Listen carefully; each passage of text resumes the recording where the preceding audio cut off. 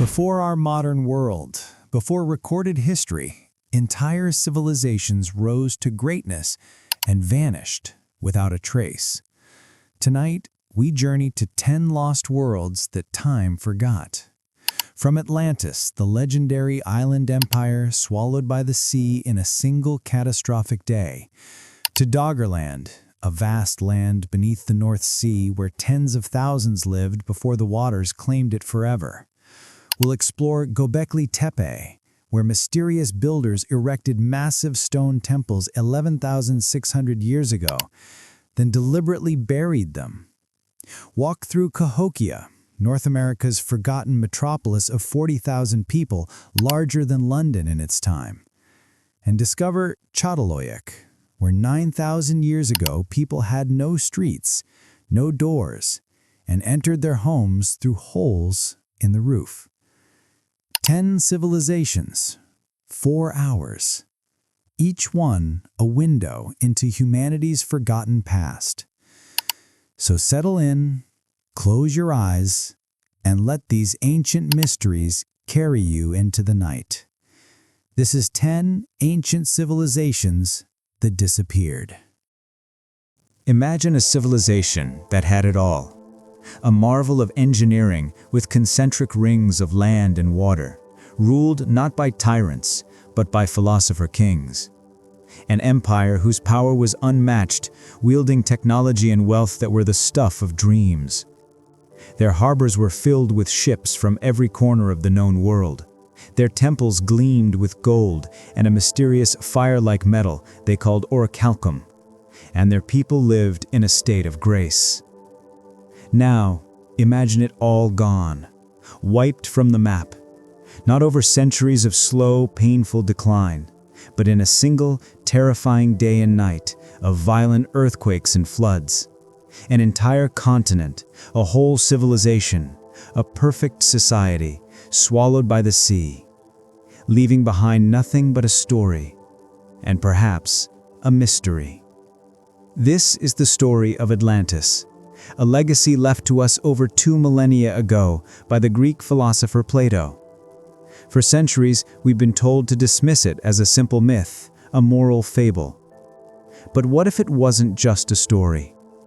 What if Plato, in his incredibly detailed descriptions, didn't just leave us a tale, but a treasure map?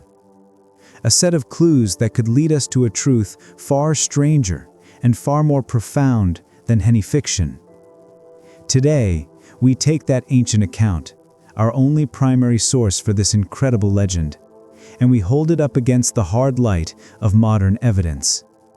We will separate fact from the fantastic, follow the clues wherever they may lead, and try to uncover what truly happened to the world's greatest lost empire.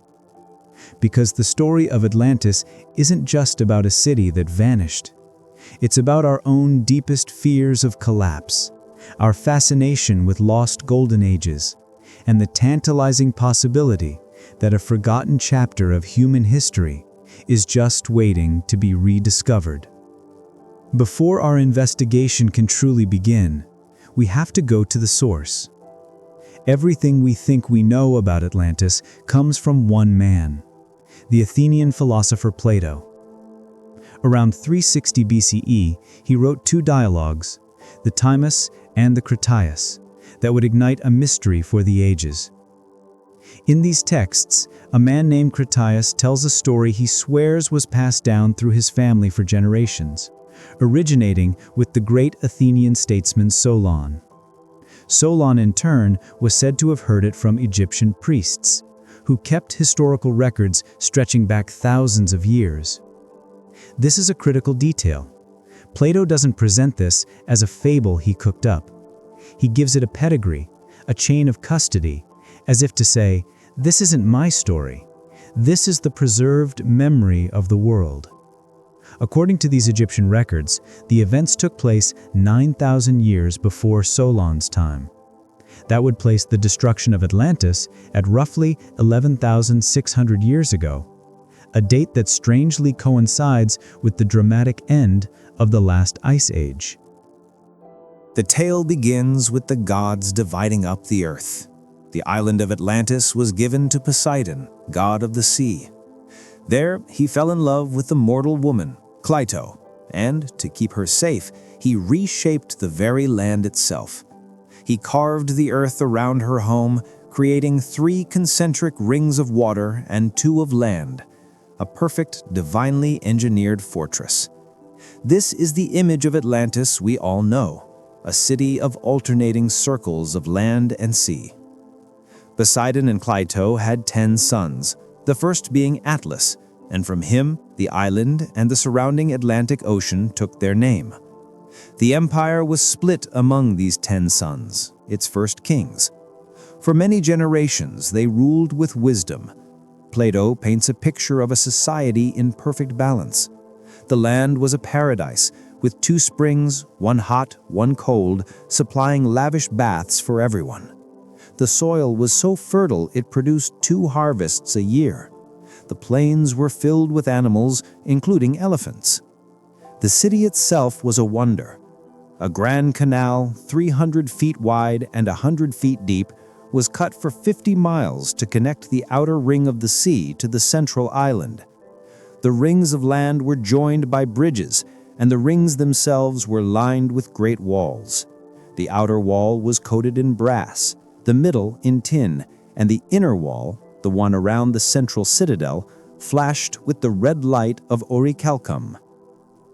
Orichalcum, this mysterious metal, which Plato claims was second only to gold in value, is one of the story's most gripping details. He says it was mined from the earth and glittered like fire. Was it a natural alloy we no longer recognize, or a poetic invention? We simply don't know. At the very heart of the city stood a magnificent temple to Poseidon. Inside, a solid gold statue showed the god in a chariot drawn by 6 winged horses, so tall its head touched the ceiling. It was here the kings of Atlantis gathered to dispense justice and honor their god by sacrificing bulls. For many generations, Plato says, the Atlanteans held on to their virtue.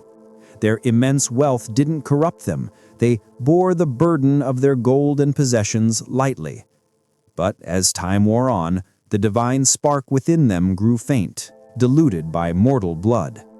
Their character began to sour. Greed and ambition took hold.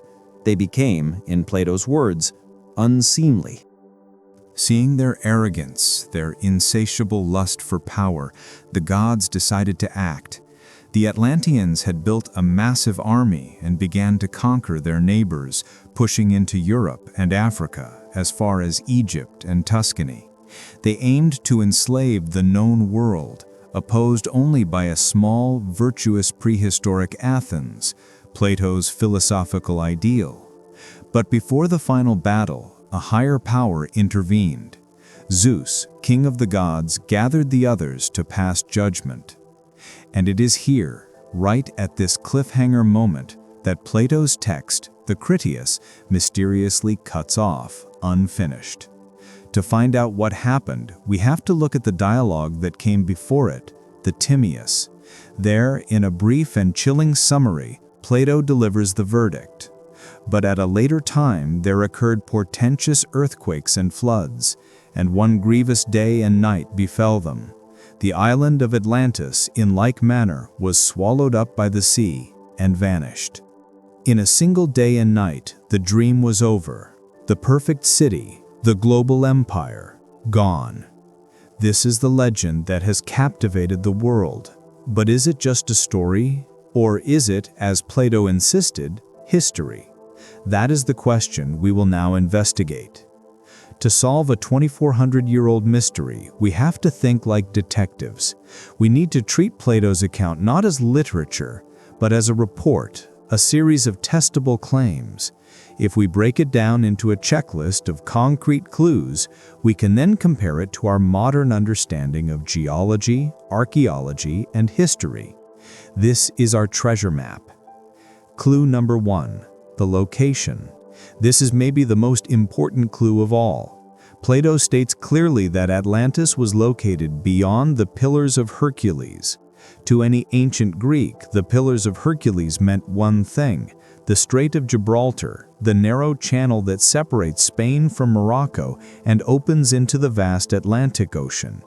He even emphasizes this by saying the Mediterranean is like a harbor, but that other is a real sea, and the surrounding land may be most truly called a boundless continent. He's explicitly placing Atlantis in the Atlantic Ocean. Clue number 2, the timing. As we said, Plato gives a shockingly specific date for the disaster, 9,000 years before the time of Solon, around 600 BCE. This places the destruction of Atlantis at approximately 9600 BCE, or 11,600 years ago. This isn't just a random number.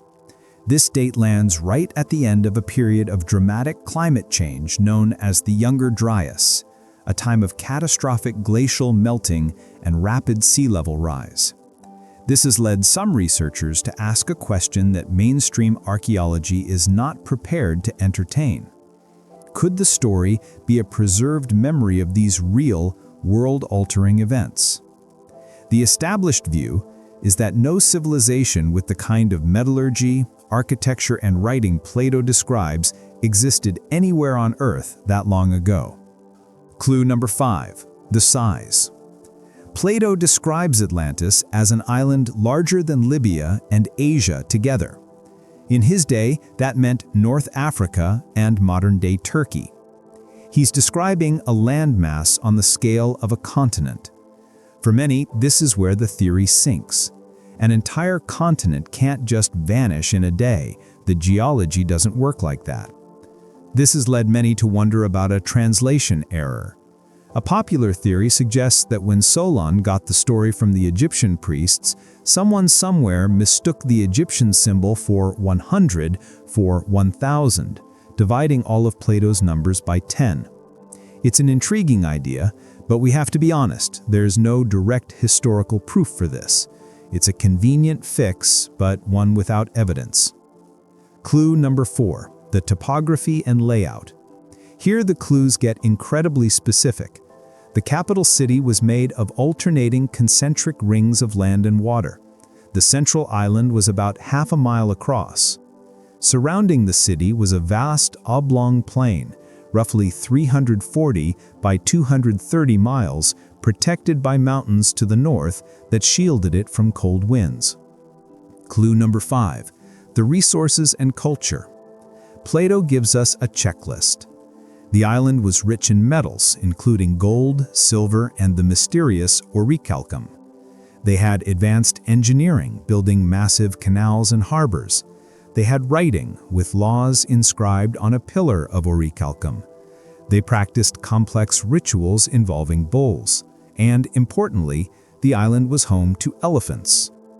Clue number 6, the cataclysm. The end was sudden and violent. Portentous earthquakes and floods destroyed the empire in a single grievous day and night. The island was swallowed up by the sea and vanished, leaving behind a shoal of mud that made the area impassable. This points to an event of almost unimaginable geological violence.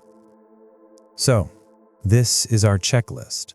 We're looking for something located outside the Strait of Gibraltar that was destroyed around 9600 BCE, was the size of a continent or a very large island, had a circular capital and a huge mountainous plain, was rich in metals, had elephants, and an advanced civilization, was destroyed by a sudden cataclysm. With this map in hand, the hunt can begin, and our first suspect takes us not into the Atlantic, but back into the heart of the Mediterranean. If you were to ask most archaeologists for the most plausible, real-world inspiration for Atlantis, they would almost all point to one place, a crescent-shaped island in the Aegean Sea called Santorini. In ancient times, it was called Thera, and it was home to a vibrant Bronze Age civilization, the Minoans. And around 1600 BCE, it suffered one of the most violent volcanic eruptions in recorded history. The theory is simple. maybe Plato's story wasn't fiction, but a distorted, thousand-year-old memory of this very real catastrophe. Let's see how it holds up to our checklist. First, the civilization. The Minoans, centered on nearby Crete, were remarkable. They were one of Europe's first advanced civilizations, building magnificent palaces like the one at Knossos. They weren't warlike. Their cities had no defensive walls. Their power came from trade. They were masters of the sea, a thalassocracy, whose ships controlled the eastern Mediterranean. Their art was sophisticated, full of frescoes showing leaping dolphins, and significantly, bull-leaping rituals, a powerful echo of the bull sacrifices Plato described. On Thera itself was a thriving Minoan city called Akrotiri. Excavations have revealed a stunningly complex city, preserved in ash like a Bronze Age Pompeii. Multi-story buildings, advanced plumbing, incredible art. This was a wealthy, organized, and powerful society, a clear match for the advanced civilization part of our checklist. And then came the end. Around 1600 BCE, the volcano at the heart of Thera exploded with a force hundreds of times more powerful than an atomic bomb. It was so massive that the center of the island collapsed, forming the vast sea-filled caldera that gives Santorini its famous shape today. This was a cataclysm. It triggered colossal tsunamis that slammed into the coast of Crete, 70 miles away, shattering the heart of the Minoan civilization. Akrotiri was buried instantly, vanishing from history in a day. Sound familiar? A civilization gone in a single day and night. The parallel is striking. The Minoan Empire never really recovered, and the memory of this powerful seafaring people, suddenly broken by a geological catastrophe, could easily have been passed down for 1,000 years, eventually reaching Plato. So we have a powerful maritime civilization, a cataclysmic destruction, and cultural echoes like the focus on bulls. The case for Santorini seems strong, but this is where it gets complicated. For every compelling connection, there are glaring problems. Let's go back to the checklist. Location. Plato is explicit, beyond the Pillars of Hercules, in the Atlantic. Santorini is deep inside the Mediterranean. You have to assume Plato was either totally wrong or speaking in some kind of metaphor. Timing. The Thera eruption was around 1600 BCE. Plato's date is 9600 BCE. That's an 8,000-year difference. This is the biggest hurdle. Proponents again turn to that translation error theory, suggesting the priests told Solon it happened 900 years before their time, not 9,000. That would be a near-perfect match. But again, we must stress there is zero evidence for this tenfold error. You may even see rumors online about new studies in 2025 confirming ash patterns that resolve this, but these are unfounded. No such research has been published in any peer-reviewed journal. Size. Plato's Atlantis was a continent. Santorini was a small island. Even the entire Minoan world was just a fraction of the size described. Topography. Another critical failure. There is no evidence of the iconic concentric ring structure of Atlantis's capital anywhere in Minoan Crete or Akrotiri. Finally, the fate. Plato says Atlantis sank and became a muddy shoal. Santorini didn't sink, it was blown apart, but the remnants are still there, a world-famous tourist destination. So where does that leave us? The Santorini theory is tantalizing. It gives us a real historical echo, a powerful civilization wiped out in a way that could absolutely inspire a legend. Many scholars believe this is the most rational explanation. Plato heard the 1,000-year-old story of the Minoan collapse and used it as raw material for his philosophy. but it can't be a literal match. The discrepancies are just too big. It seems our prime suspect has an alibi. The search must continue. And our next candidate takes us somewhere far more remote and visually far more shocking. For decades, the search for Atlantis was anchored in the ocean. But what if we've been looking in the wrong place? What if the city wasn't swallowed by water, but by sand? In recent years, a provocative theory has captured the public imagination, pointing to a bizarre geological formation in the Sahara Desert in Mauritania. It's called the Eye of the Sahara. Viewed from space, the reason is obvious. It's a stunning series of concentric rings etched into the desert floor. For years, scientists thought it was an impact crater. Today, the consensus is that it's a geological dome, a natural formation eroded over millions of years. But when you compare satellite images of the reshot structure with Plato's description of Atlantis's capital, the resemblance is uncanny. Let's run this candidate through our checklist. First, topography and layout. This is the theory's knockout punch. Plato described a central island surrounded by rings of water and land. The reshot structure is a series of concentric rings. Proponents overlay Plato's measurements onto the structure and claim a remarkable fit. But looking at the numbers critically, the reshot structure is about 30 miles in diameter. This is more than twice the size of Plato's capital city, which was about 13 miles across. To call it a perfect match is an exaggeration. Next, location. This seems like an immediate disqualifier. Atlantis was an island. The reshot structure is in a desert hundreds of miles from the coast. But proponents have a creative answer. Thousands of years ago, during the African humid period, the Sahara was green and wet. They argue that with higher ancient sea levels, the Atlantic could have reached much further inland, effectively making the reshot structure an island. They also point to Plato's description of mountains to the north. Just north of the structure are the Atlas Mountains, whose name itself echoes Atlantis's first king, Atlas. What about evidence on the ground?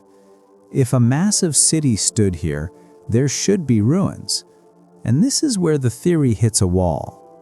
Despite its compelling look from space, there is virtually no archaeological evidence of a major civilization ever existing at the reshot structure. Archaeologists have found Stone Age tools, but no buildings, no canals, no harbors, no trace of the metropolis Plato described. You can't have a civilization with advanced engineering and have it leave nothing behind. Proponents point to salt deposits found in the structure as proof of a former ocean connection, but geologists have a more mundane explanation. They are natural mineral deposits formed over millions of years. And the other clues? Elephants? Prehistoric North Africa was home to elephants, so that fits. Metals? The area is rich in iron oxides, but there's no sign of the gold, silver, or orichalcum that Plato described being mined on an industrial scale. Finally, the cataclysm. The theory suggests a massive flood or the desertification of the Sahara could account for the city's demise. But this is pure speculation. The reshot structure itself shows no signs of a sudden disaster. Its features were carved by slow erosion over eons. The reshot structure is a magnificent natural wonder, and its resemblance to Plato's design is thought-provoking. But as a serious candidate, it fails the most crucial test, ground truth. Without any archaeological evidence, the Eye of the Sahara remains a beautiful, natural mirage. An incredible coincidence, perhaps, but not the lost empire we're looking for. So where does our investigation leave us? We've journeyed from the ash-covered ruins of the Aegean to the sand-blasted rings of the Sahara. We've even considered modern claims like those from 2025 purporting to have found structures off the coast of Cadiz, Spain, often linked to researchers like Michael Donnellan. But these claims, like many before them, remain unverified by the mainstream archaeological community. We are forced to confront a difficult truth. No single location on Earth perfectly matches all of Plato's clues. Santorini has the cataclysm, but the wrong location and time. The Rechat structure has the visual wow factor, but a complete lack of ruins. This has led most academics, classicists, historians, archaeologists to a firm conclusion. Atlantis, as Plato described it, was a fictional creation. But to simply say it's just a story is to miss the point. Plato wasn't writing fantasy, he was doing philosophy. Atlantis was a thought experiment. He created Atlantis as the ultimate superpower, wealthy, advanced, powerful, but corrupt and arrogant. He pitted it against an idealized ancient Athens, a smaller, more virtuous state. The story is an allegory about hubris, empire, and the corrupting nature of power. The destruction of Atlantis is the ultimate moral. Any society, no matter how great, that loses its virtue is doomed. And yet, this doesn't mean the story appeared from thin air. It's highly probable that Plato wove real historical threads into his philosophical tapestry. The memory of the Thera eruption and the collapse of the Minoans was almost certainly one of them. The trauma of a great civilization being shattered by a natural disaster would have been a powerful image to use. He may also have been inspired by events from his own time. In 373 BCE, just years before he wrote his dialogues, the Greek city of Helike was destroyed overnight by an earthquake and tsunami. For centuries after, ancient writers claimed you could see its ruins beneath the waves. This was a contemporary headline, proof that cities really could be swallowed by the sea. The truth of Atlantis, then, is likely not a single dot on a map, but a composite. It's a blend of the historical memory of the Minoans, the recent destruction of Helike, the universal human myths of a great flood, and above all, Plato's own genius. He took these ingredients and forged them into a powerful and enduring legend. The search for Atlantis tells us more about ourselves than it does about a lost continent. We're fascinated by the idea of a golden age, a forgotten chapter of human history. We're drawn to the mystery, the allure of a secret waiting to be uncovered. The story forces us to ask big questions. What is the ideal society? How do civilizations fall? Are we, in our own powerful civilization, repeating the same mistakes of arrogance and greed that Plato warned about 2,400 years ago? The legend endures not because we have found Atlantis, but because we haven't. It remains a tantalizing what if. What are your thoughts? Do you believe Atlantis was a real place, an allegory, or something else entirely?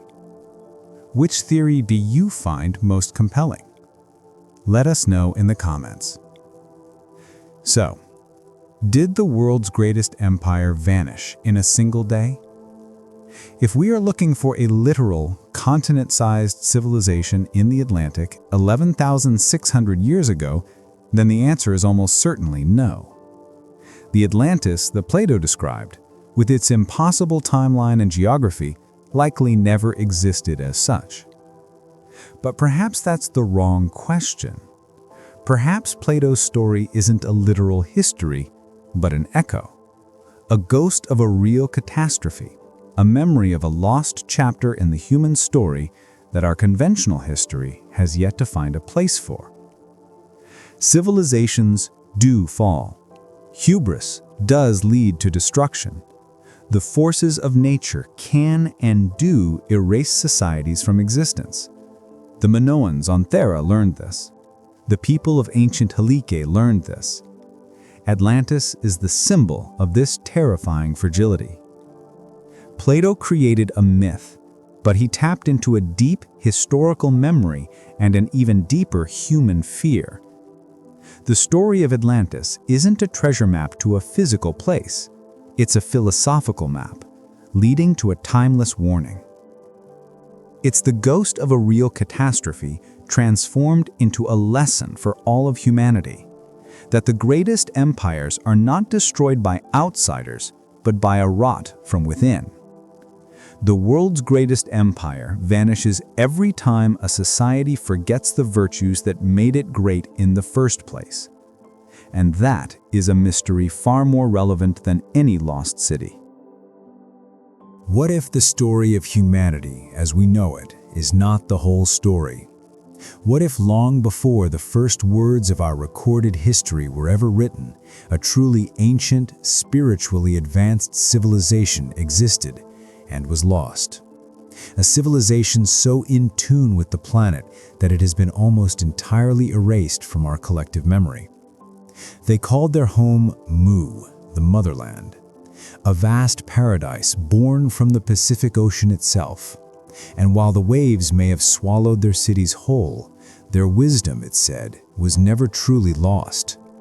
Some believe it echoes in the silent, imposing stare of the Easter island Moai, that it whispers in the uncanny navigational genius of the ancient Polynesians, and that it's calling to us today from the deepest parts of our ancestral memory. Now, you won't find this story in any conventional history book. This is a narrative dismissed by mainstream science as pure myth, and yet the legend of a lost Pacific continent refuses to die. It speaks to a profound longing within the human spirit, a sense that our past is far more mysterious and magnificent than we're being told. So, what if we've been suffering from a species-wide amnesia? What if we could uncover the secrets of Mu? Today we embark on a quest to do just that. We'll trace the incredible legend, examine the tantalizing clues scattered across the Pacific, confront the official scientific story, and ultimately ask why the dream of a lost paradise continues to haunt us. This is the story of a world that may or may not have been. This is the story of Mu. To find the origins of Mu, we don't travel back thousands of years. We go to a much more recent, intellectually turbulent time, the late 19th century. This was an era of radical change. Darwin had rewritten the story of life, and empires were mapping the last blank spaces on the globe. But alongside this march of scientific progress, a powerful countercurrent of mysticism and spiritualism was rising, hungry for alternative histories that lay outside the strict confines of both church and science. The first modern whispers of a lost Pacific land came from a French writer and amateur archaeologist, Augustus Laplangian. Obsessed with the ruins of the ancient Maya, he was convinced they were the mother culture of all other great civilizations, including Egypt. While studying a Mayan text, the Truano Codex, he claimed to have made a stunning discovery. Using his own highly controversial translation method, a method no other scholar has ever accepted, he deciphered a passage he said told of the cataclysmic sinking of a great continent called Mu. Survivors, he argued, fled east and west, founding the great cultures of the world. For Laplangian, Mu was the single origin point that explained the strange similarities between pyramids and art across the globe. While academia rejected his ideas, they found fertile ground in esoteric societies. Most influential was the Theosophical Society, led by the enigmatic Helena Blavatsky. In her 1888 work, The Secret Doctrine, Blavatsky introduced a similar concept, the lost continent of Lemuria. The name itself was borrowed from 19th century zoologists who had theorized a land bridge in the Indian Ocean to explain the distribution of lemurs. Blavatsky seized this defunct scientific idea and transformed it into a cornerstone of her mystical cosmology. In her vision, Lemuria was the homeland of the third root race of humanity, a race of spiritual giants who walked the earth millions of years ago. Over time, in the public imagination, Laplangian's Sunken Mu and Blavatsky's spiritual Lemuria began to blur together. The names became almost interchangeable, creating a single, powerful river of myth. A lost paradise in the Pacific was now an essential part of a new spiritual history of the world. The stage was set for the one man who would build this idea into an empire. While Laplanchian and Blavatsky laid the foundations, the grand architect of Mu was a British-born writer and occultist named James Churchward. Churchward took the name Mu and transformed it into a fully realized world, brimming with life, wisdom, and tragic beauty. His books, published in the 1920s and 30s, became the canonical text for the Lost Continent. Churchward's story is an epic in itself. He claimed that while serving as an officer in India, he befriended a high-ranking temple priest who showed him a set of ancient clay tablets. These tablets, he said, were written in a forgotten symbolic language. For 2 years, the priest supposedly taught Churchward to read them, revealing they were the sacred writings of the Nakul Brotherhood, who had come to India from a sunken motherland. According to Churchward, these tablets told the incredible history of this lost continent, Mu. He detailed his vision in his 1926 book, The Lost Continent of Mu, Motherland of Man. His Mu was no mere island.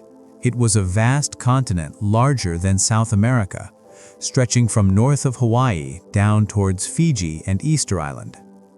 He described it as a beautiful tropical paradise, home to 64 million people, the Nakals, living under an emperor-priest named Ramu. This was a highly advanced civilization. The Nakals had mastered forces of nature we are only beginning to grasp. Their primary achievement, however, was spiritual. They worshipped a single deity through the symbol of the sun and had transcended war and greed, mastering telepathy and other psychic arts. Churchward declared that Mu was the motherland of man, the single origin for all world civilizations. Ancient cultures in Egypt, India, and the Americas were not developed independently, but were the degenerate offspring of Mu's colonial empire. This, he argued, explained the prevalence of pyramids, sun worship, and serpent myths around the globe. They were all echoes of the one true mother culture. But this golden age was doomed. Churchward wrote that around 12,000 years ago, a network of gas-filled caverns beneath the continent became unstable. In a terrifying apocalypse of earthquakes and eruptions, Mu was consumed by fire and water, sinking beneath the Pacific. Only a few scattered islands, the mountain peaks of the once mighty continent, remained. It's a spectacular and compelling story, but it all rests on a deeply problematic foundation: the Nakal tablets. Despite his detailed accounts, Churchward never produced them for verification. No other scholar or archaeologist has ever seen them. To the scientific world, this makes his entire story an extraordinary claim based on zero physical evidence. But for those who wanted to believe, Churchward had provided the blueprint for a lost paradise. With Churchward's narrative as their map, generations of amateur researchers and mystics began searching the vast Pacific for proof of the lost motherland.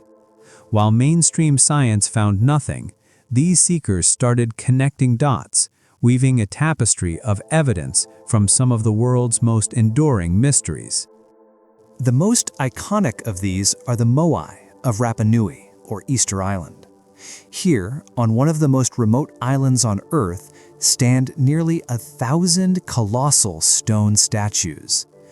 How did a small, isolated population carve and erect these giants?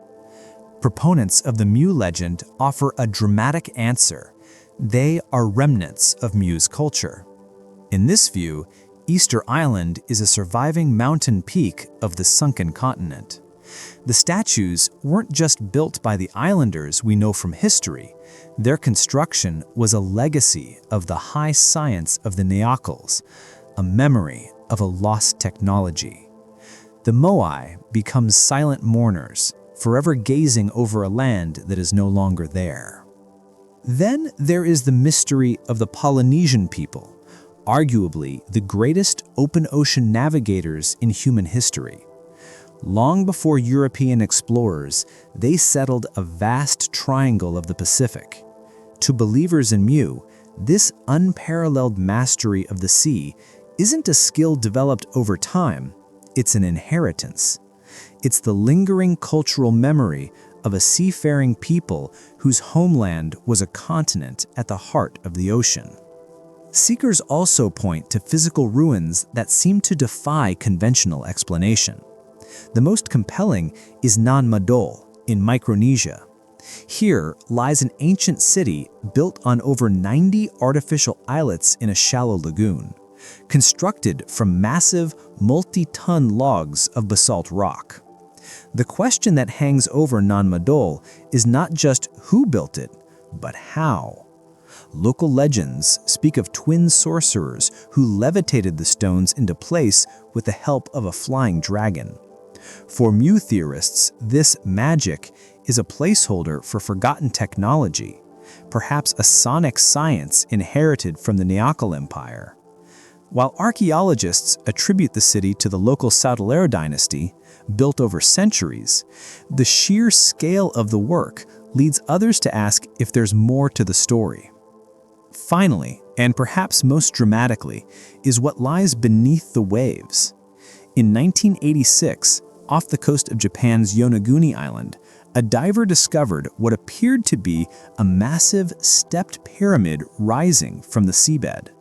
The structure is nearly 500 feet long, with huge terraces and sharp right-angled corners.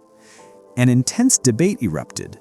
The vast majority of marine geologists argue the monument is natural formation, pointing out that sandstone can fracture along straight plains and that strong currents can create such shapes. But others, including researcher Masaaki Kimura, insist it is artificial. They point to features they interpret as too precise to be natural. For believers in Mu, Yonaguni is the smoking gun, a city of the motherland submerged by catastrophe, just as Churchward described. We've journeyed through the legend, from ancient tablets to mysterious statues. It's a compelling story, but this is only half the picture. Before we dive into what modern science has to say about a lost Pacific continent, and the conclusions are truly definitive, if you find this deep dive into our forgotten past fascinating, take a moment to click that subscribe button and ring the notification bell. Now, let's look at the other side of the coin. For every romantic theory about a lost continent, there's a sober scientific reality. For over a century, scientists have systematically studied the very ocean floor where Mu was said to be, and their conclusions, based on mountains of verifiable data, paint a picture where there is simply no room for a sunken continent. The most powerful argument against Mu is the theory of plate tectonics. The Earth's surface is made of massive, moving plates. Critically, these plates are made of two types of crust: thick, buoyant continental crust and thin, dense oceanic crust. A continent simply cannot sink into the denser mantle below it. Geologically, it's a physical impossibility. Decades of sonar mapping and deep-sea drilling have given us a detailed picture of the Pacific Ocean floor. If a continent larger than South America had sunk there, it would have left a massive plateau of continental rock. The results of these surveys are unequivocal. The Pacific floor is exactly what geology predicts it should be, an expanse of dense, basaltic oceanic crust. There is no evidence whatsoever of a sunken continental landmass. So what about the islands Churchward claimed were Mu's surviving peaks? Modern geology shows they are volcanic in origin. The Hawaiian Islands, for instance, were formed as the Pacific plate drifted over a stationary plume of molten rock, a hotspot, which punched through the crust to create a chain of volcanoes. With the geological foundation from Mu removed, the archaeological evidence also collapses under scrutiny. The origins of the Polynesian people have been traced through genetics and linguistics, not to a lost continent, but to a courageous expansion of people from Southeast Asia that likely began in Taiwan around 5,000 years ago. Their languages all trace back to a common root, and their DNA tells a clear story of island hopping eastward. Likewise, modern archaeology has shown definitively that civilizations like the Maya and Egyptians developed independently. Similarities like pyramid building are now seen as convergent evolution, different cultures arriving at similar solutions to common engineering or religious questions. As for the specific sites, mainstream archaeology confirms the Moai were built by the ancestors of the current Rapa Nui people. Man Madol was the capital of the Saudulair dynasty, an impressive feat of local engineering over many centuries. And even the Yanaguni monument has a compelling natural explanation. Geologists point out that the region's active tectonics and strong currents are known to fracture sandstone in precisely these blocky, terraced shapes. The overwhelming scientific consensus is that Yanaguni is a fascinating but natural geological wonder. Ultimately, the case for a physical Mu rests on James Churchward's story of his secret Knockle tablets, a story that is considered by all credible historians to be a work of fiction. Given the overwhelming scientific consensus, one might expect the legend of Mu to fade away, but it hasn't. The physical search for Mu may have ended, but a different kind of search, a spiritual one, is thriving. The real question isn't, did Mu exist, but why do we need it to exist? The answer lies in what the legend represents. Mu is a powerful myth for our modern age. It is the vision of a golden age, a paradise lost. It speaks to a profound sense that our modern world, with all its technology, has forgotten something essential. In an age of division, environmental crisis, and spiritual emptiness, the story of Mu offers a vision of what we could have been and perhaps what we could be again. It's a story of a civilization in harmony with nature, a society that valued wisdom over wealth, a people who knew peace. The story of Mu is a critique of our own world. This longing has fueled a modern spiritual revival around the concepts of Mu and Lemuria. In New Age communities, Lemuria has been reborn, not as a physical place, but as a state of consciousness. Proponents believe the wisdom of this ancient civilization wasn't destroyed, but was encoded into our spiritual DNA, waiting for the right conditions to re-emerge. Adherents speak of Lemurian consciousness, a heart-centered way of being that emphasizes intuition, compassion, and a deep connection to the earth. They believe humanity is undergoing a great spiritual awakening, which is in fact the return of this long-dormant Lemurian wisdom. In this view, the survivors of Mu were spiritual emissaries who anchored this energy in sacred sites around the globe. Places like Mount Shasta in California have become focal points for this belief. According to some traditions, survivors of Mu escaped into a subterranean city called Telos, deep within the mountain, preserving their ancient culture and guiding humanity's evolution. In this context, the scientific evidence becomes almost irrelevant. The truth of Lemuria isn't geological, it's spiritual and metaphorical. The search for a lost continent becomes an inward journey, a quest to rediscover the lost parts of ourselves and reawaken a sense of unity with each other and the planet. So here we are, standing at the edge of the Great Pacific, staring out at the horizon. Was Mu a real continent of stone and soil? The entire body of modern science tells us no. The story of our world is one of drifting continents, rising volcanoes, and the incredible piecemeal journey of human migration. But is it a real place in our collective imagination? A spiritual homeland that calls to us across the ocean of time? To that, the answer seems to be a resounding yes. The legend of Mu persists not because of physical proof, but because of the profound truths it reflects back at us. It's a story about our deep desire for harmony, our innate belief in a more enlightened way of being, and our ending search for connection. Perhaps the greatest lost secret of Mu isn't a sunken city or an ancient tablet, but the powerful idea it represents, that a different way of life is possible, even if the only place it ever truly existed was in the deepest yearnings of the human heart. What if the most important chapter of human history wasn't just lost, but deliberately torn out? What if the story we've all been told about our own origins is completely wrong? You know the one, that we were primitive, scattered bands of hunters until farming came along, and only then did we get civilization. For generations, that was the accepted truth, a simple story of slow, linear progress. But what if the evidence points to something else entirely? Something far more complex, more mysterious, and frankly, more profound. Imagine a structure so ancient it makes the pyramids of Giza look young.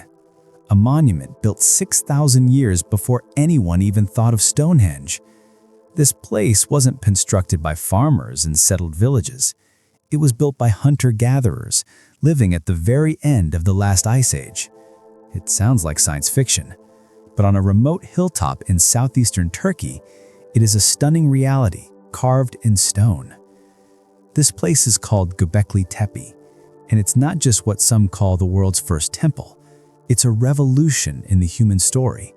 Its existence alone forces us to ask how. How did people with only flint tools build something so monumental? But an even deeper mystery lies in what they did after. After centuries of unimaginable effort, quarrying, carving, and erecting dozens of multi-ton pillars, they did something that seems to defy all logic. They buried it. They intentionally, painstakingly erased their own masterpiece from the world, hiding it under a man-made hill for over 10,000 years. The question isn't just how they built it. The real mystery is, why on earth did they bury it? This isn't just a story about ancient ruins. This is a story about a deliberate act of forgetting. 11,600 years ago, our ancestors gathered on a windswept plateau called Potbelly Hill. They quarried 50-ton pillars of limestone, shaped them into stylized human forms, and covered them with a chilling menagerie of predatory animals. They created a spiritual and technological marvel that, by all rights, shouldn't exist. And then, for reasons we are only now beginning to comprehend, they buried it all. This wasn't a collapse. It wasn't an act of war. It seems to have been a massive coordinated effort to make their world disappear. In this video, we're going to sift through the layers of earth and time, examine the bizarre carvings and the colossal stones, and explore the radical theories that try to explain this monumental cover-up. Was it a ritual farewell to a dying faith? A desperate attempt to protect something sacred? Or was it a response to a global cataclysm that plunged the world into a dark age? Join me as we seek to uncover why the builders of the world's first great temple chose to erase it from history. To understand the burial, you first have to understand the sheer world-altering significance of this place. For decades, the hill known as Göbekli Tepe was just another dusty mound in the Anatolian plains of Turkey. Back in 1963, a survey team from the University of Chicago dismissed it, thinking the broken limestone slabs on the surface were just remnants of an old, forgotten cemetery. For 30 years, the greatest secret of the ancient world lay there, in plain sight, completely misunderstood. That all changed in 1994. A German archaeologist named Klaus Schmidt was reviewing old survey reports, and something about the description of that hill just didn't sit right with him. He knew those limestone slabs weren't typical gravestones. He recognized them as the work of prehistoric people. When he traveled to the site himself, what he saw sent a shockwave through his entire understanding of the past. Within minutes of arriving, he knew this was no cemetery. This was a place made by hunter-gatherers on a scale that was supposed to be completely impossible. Schmidt would later say, "It was clear to me that if I didn't walk away immediately, I would be here for the rest of my life." He stayed, and what his excavations, starting in 1995, would unearth would tear up the textbooks on human civilization. See, the established narrative went like this. Around 10,000 years ago, humanity invents agriculture. This Neolithic revolution allows people to settle down, create food surpluses, and form villages. Only then, with the stability and resources from farming, did they have the time and organization to develop complex religion and build massive structures. In short, farming created civilization. Göbekli Tepe flips that entire timeline on its head. Carbon dating places the oldest layers of the site at a mind-boggling 11,600 years old. That's 9,600 BCE. We're talking about a world without pottery, without writing, without the wheel, and crucially, before the widespread adoption of agriculture. The people who built it were, for all intents and purposes, from the Stone Age, and yet what they created was anything but primitive. What Schmidt and his team uncovered were a series of massive circular enclosures. At the center of each stood two colossal T-shaped pillars, surrounded by smaller pillars set into the walls. These pillars are the heart of Göbekli Tepe. They are enormous. Some reach over 18 feet tall and weigh up to 50 tons. To put that in perspective, that's like 10 large elephants. These people, who recent research suggests may have been semi-sedentary, were using nothing more than flint and stone tools to quarry these monoliths, move them hundreds of yards, and lift them into position. The level of planning, coordination, and sheer manpower this required is staggering. It would have demanded hundreds of workers from different groups, all cooperating on a single vision, sustained by a system of support we are still struggling to fully explain. But it's not just their size that's so astonishing. The pillars themselves are powerful works of art. Klaus Schmidt was convinced they were stylized representations of human figures. The top slab is a head in profile. The pillar is the body. On some, you can even see faint carvings of arms wrapping around the front and loincloths etched around their waists. They aren't just pillars. They're silent stone giants, gathered in the circle as if in a solemn meeting. And these stone giants are not alone. Their surfaces are covered in a dense gallery of intricate, high-relief carvings. And this isn't just a random collection of doodles. It's a specific and deliberate vocabulary of symbols. The carvings are almost exclusively of animals: snarling foxes, lions, boars, spiders, scorpions, and a huge number of snakes and vultures. These are not the gentle, docile animals of the farm. These are the predators, the scavengers, the creatures of danger and the underworld. There's almost a threatening energy to the art of Göbekli Tepe. It feels like a window into a worldview that was deeply intertwined with the wild, powerful, and often terrifying forces of nature. One pillar in particular, Pillar 43, the famous Vulture Stone, has captivated and disturbed researchers for years. It shows a large vulture, and beside it, a headless human figure. This striking image has been interpreted in many ways, as a depiction of a sky burial, where bodies were left to be consumed by vultures, or as a symbol of death and rebirth. Some even see it as a star map, a record of a cosmic event. But whatever its specific meaning, it speaks to a complex spiritual world, a system of beliefs about life, death, and the cosmos that was sophisticated and deeply symbolic. The site wasn't a simple settlement. Initial excavations found no everyday houses or trash pits. Schmidt famously called it a cathedral on a hill, a place of pilgrimage, a ritual center built by people from all over the region. It was their sacred mountain. And then, after centuries of use, expansion, and rebuilding, around 8000 BCE, they decided it was time for it to disappear. They filled the sacred enclosures, covered the giant stone figures, and buried their cathedral under thousands of tons of earth, creating the artificial hill that would keep it secret for the next 10,000 years. This single act is perhaps the most profound mystery of Göbekli Tepe.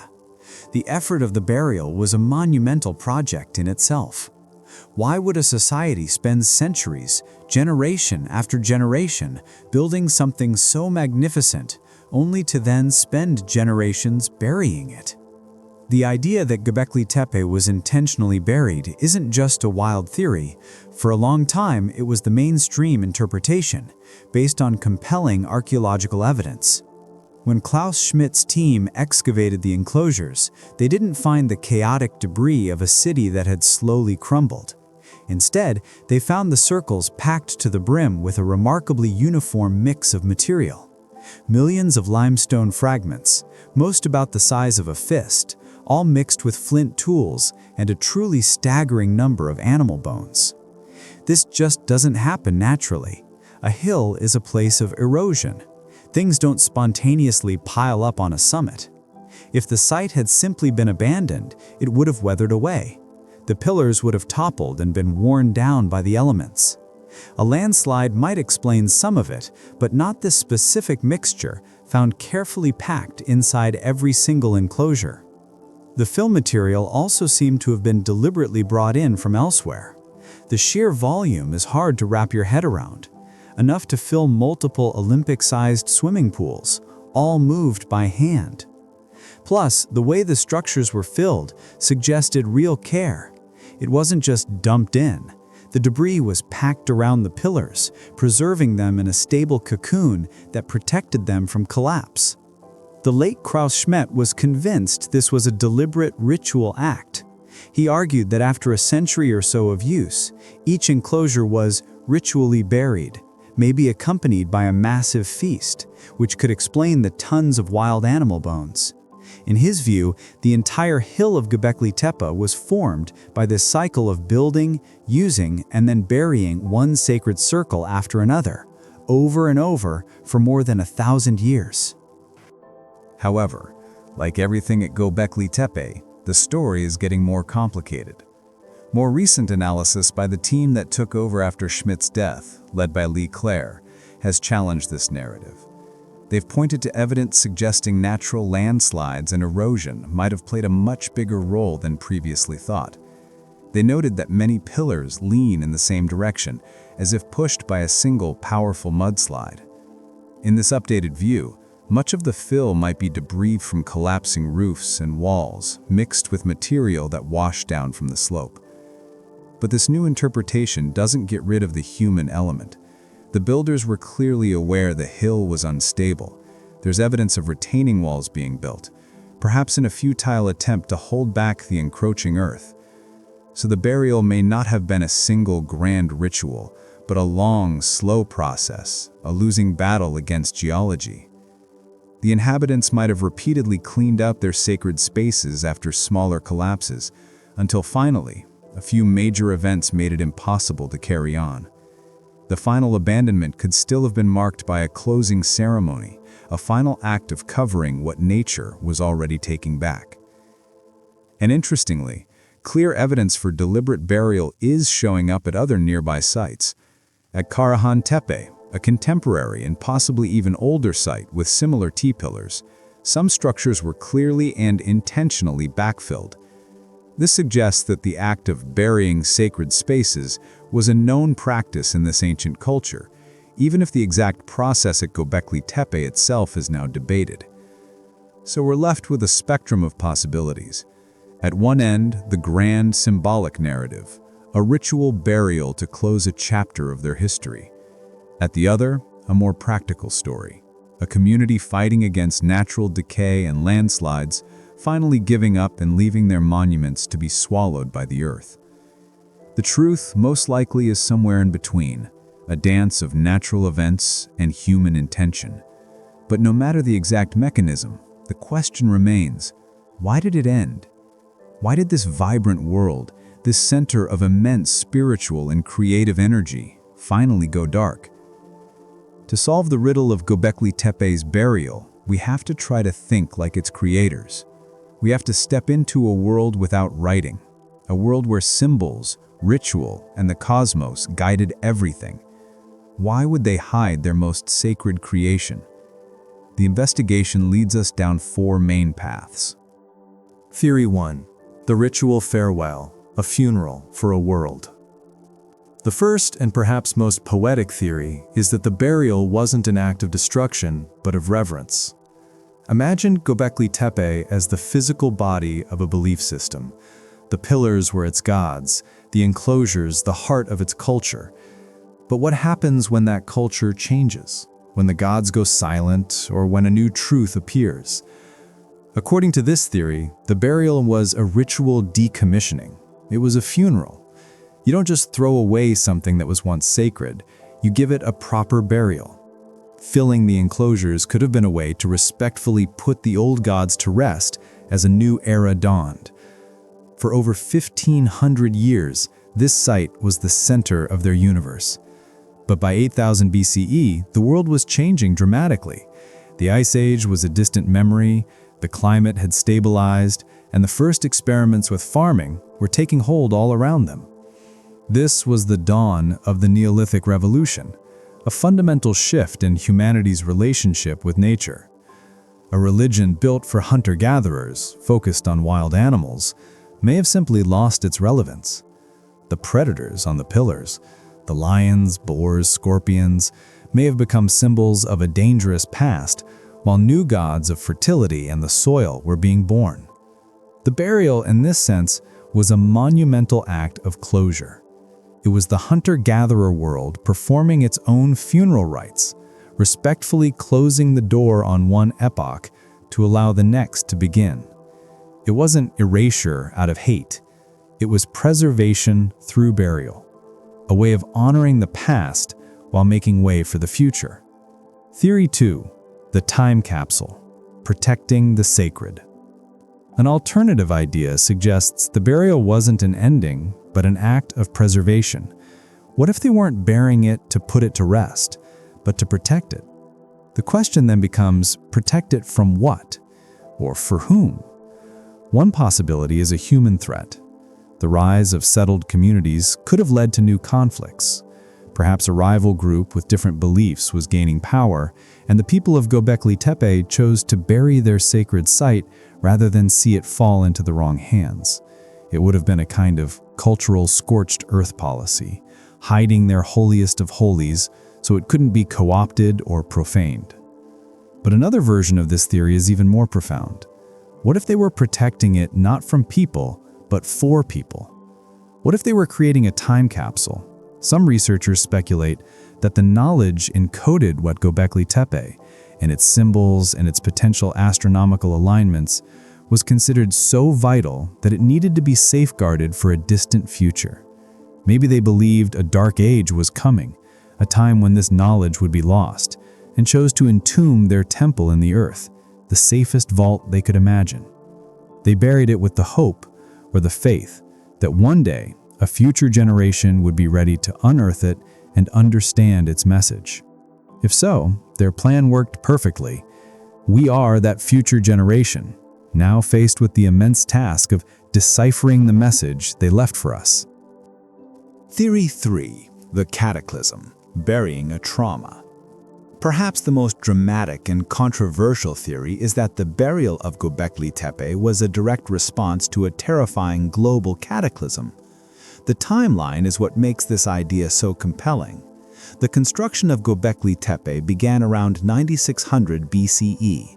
This is precisely at the end of a period of abrupt climate change known as the Younger Dryas. The Younger Dryas, which started around 10,800 BCE, was a sudden and brutal return to Ice Age conditions that lasted for over 1,000 years. The warming trend that had been melting the glaciers slammed into reverse, plunging the world back into a deep freeze. The cause is still hotly debated, but one controversial idea is the Younger Dryas impact hypothesis. It suggests that a fragmented comet struck or exploded over the Earth, triggering continent-spanning wildfires, blocking out the sun and causing the climate to plummet. According to this theory, Göbekli Tepe is a monument to this cataclysm. Proponents suggest the animal carvings are not just random symbols, but constellations. The famous vulture stone, Pillar 43, is interpreted as a precise star map depicting the sky around the time of the proposed impact. The vulture is seen as Sagittarius, the Scorpius as Scorpius, and the headless man is a symbol for the mass death that resulted. In this interpretation, Göbekli Tepe becomes a memorial, an observatory, and a warning. Its builders were survivors of a world-shattering event, obsessed with watching the skies, perhaps to predict and prevent such a disaster from happening again. So, why bury it? If the temple was a warning, burying it seems counterintuitive. But trauma works in strange ways.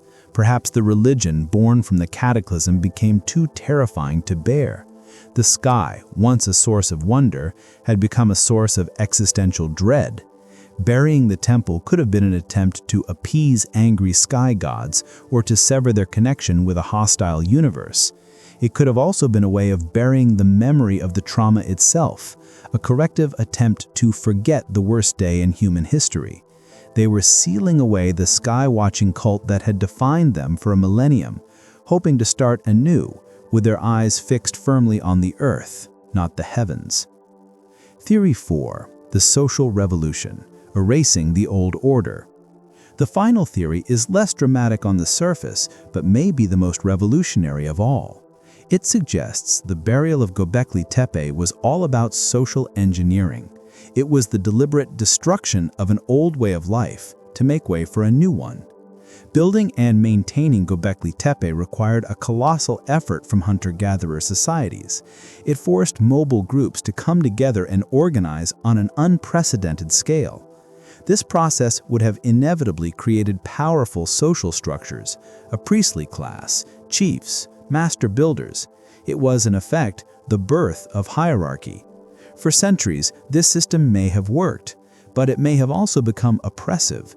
The great communal hunts and feasts required to support the workers and rituals may have become unsustainable burdens. At the same time, a new, more stable way of life was emerging: agriculture.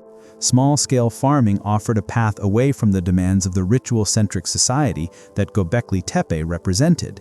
It offered more autonomy for smaller family groups. This theory proposes that the move towards agriculture wasn't just a technological choice, but a conscious social and political revolution. And to make that revolution permanent, they had to destroy its most powerful symbol. Burying Göbekli Tepe was a radical, declarative statement. It was an act of iconoclasm against the old order. It was a way of saying, we will no longer be ruled by the demands of these stone gods and the priests who speak for them. We will be masters of our own destiny. By burying the temple, they were burying the hunter-gatherer world itself, with its grand communal and perhaps tyrannical rituals. They were choosing a new future, a future of small, settled agricultural communities. In a very real sense, they were burying the past to invent the future. Just when you think you have a handle on Göbekli Tepe, the ground shifts. The initial image, painted by Klaus Schmidt, was of a cathedral on a hill, a pure ritual space visited only by pilgrims. But the last decade of research has added incredible new layers of complexity. Excavations have now uncovered evidence that challenges the temple-only theory. Archaeologists have found remains of domestic structures, suggesting people lived at the site, at least for part of the year. They found thousands of grinding stones and huge vessels that could hold over 40 gallons of liquid, pointing to large-scale food processing, perhaps for brewing beer or making porridge for massive feasts.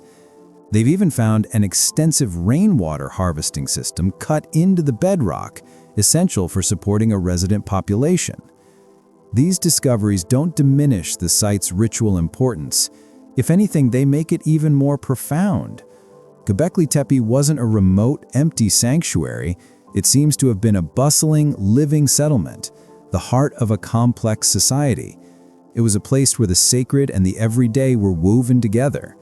People lived, worked, and feasted in the shadow of their gods. This makes the abandonment even more poignant.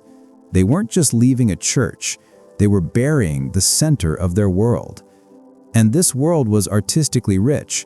While Göbekli Tepe has its own incredible art, a discovery in 2023 at the nearby related site of Tepe blew archaeologists away. A life-size, realistic human statue, one of the most stunning depictions of a person from the entire prehistoric era. These were not simple people. They were artists of the highest order. So after sifting through all this, where do we stand? Why did they bury the world's first great temple? The truth is, there is no single easy answer. We're left with a collection of powerful possibilities that may all hold a piece of the truth. Was it a ritual farewell? A solemn funeral for a religion whose time had passed? Was it a time capsule? An incredible foresight to protect sacred knowledge for a distant future, for us? Was it a response to the trauma of a cataclysm? An attempt to bury the memory of a cosmic disaster? Or was it a social revolution? The symbolic destruction of an old hierarchical world to make way for the future? The debate between a deliberate ritual burial and a slow surrender to nature continues, but in many ways, the why remains the same. Whether they buried it in a single grand ceremony or walked away as the earth took it back, they made a choice to let it go. They chose to end one chapter and begin another.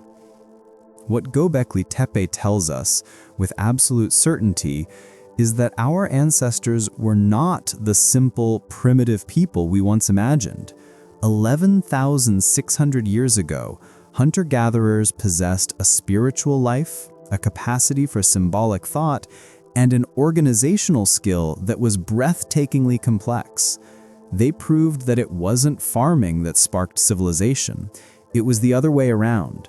The need to come together, to share beliefs, and to build something magnificent, the need for a temple, may have been the very spark that ignited the agricultural revolution and created the world we live in today.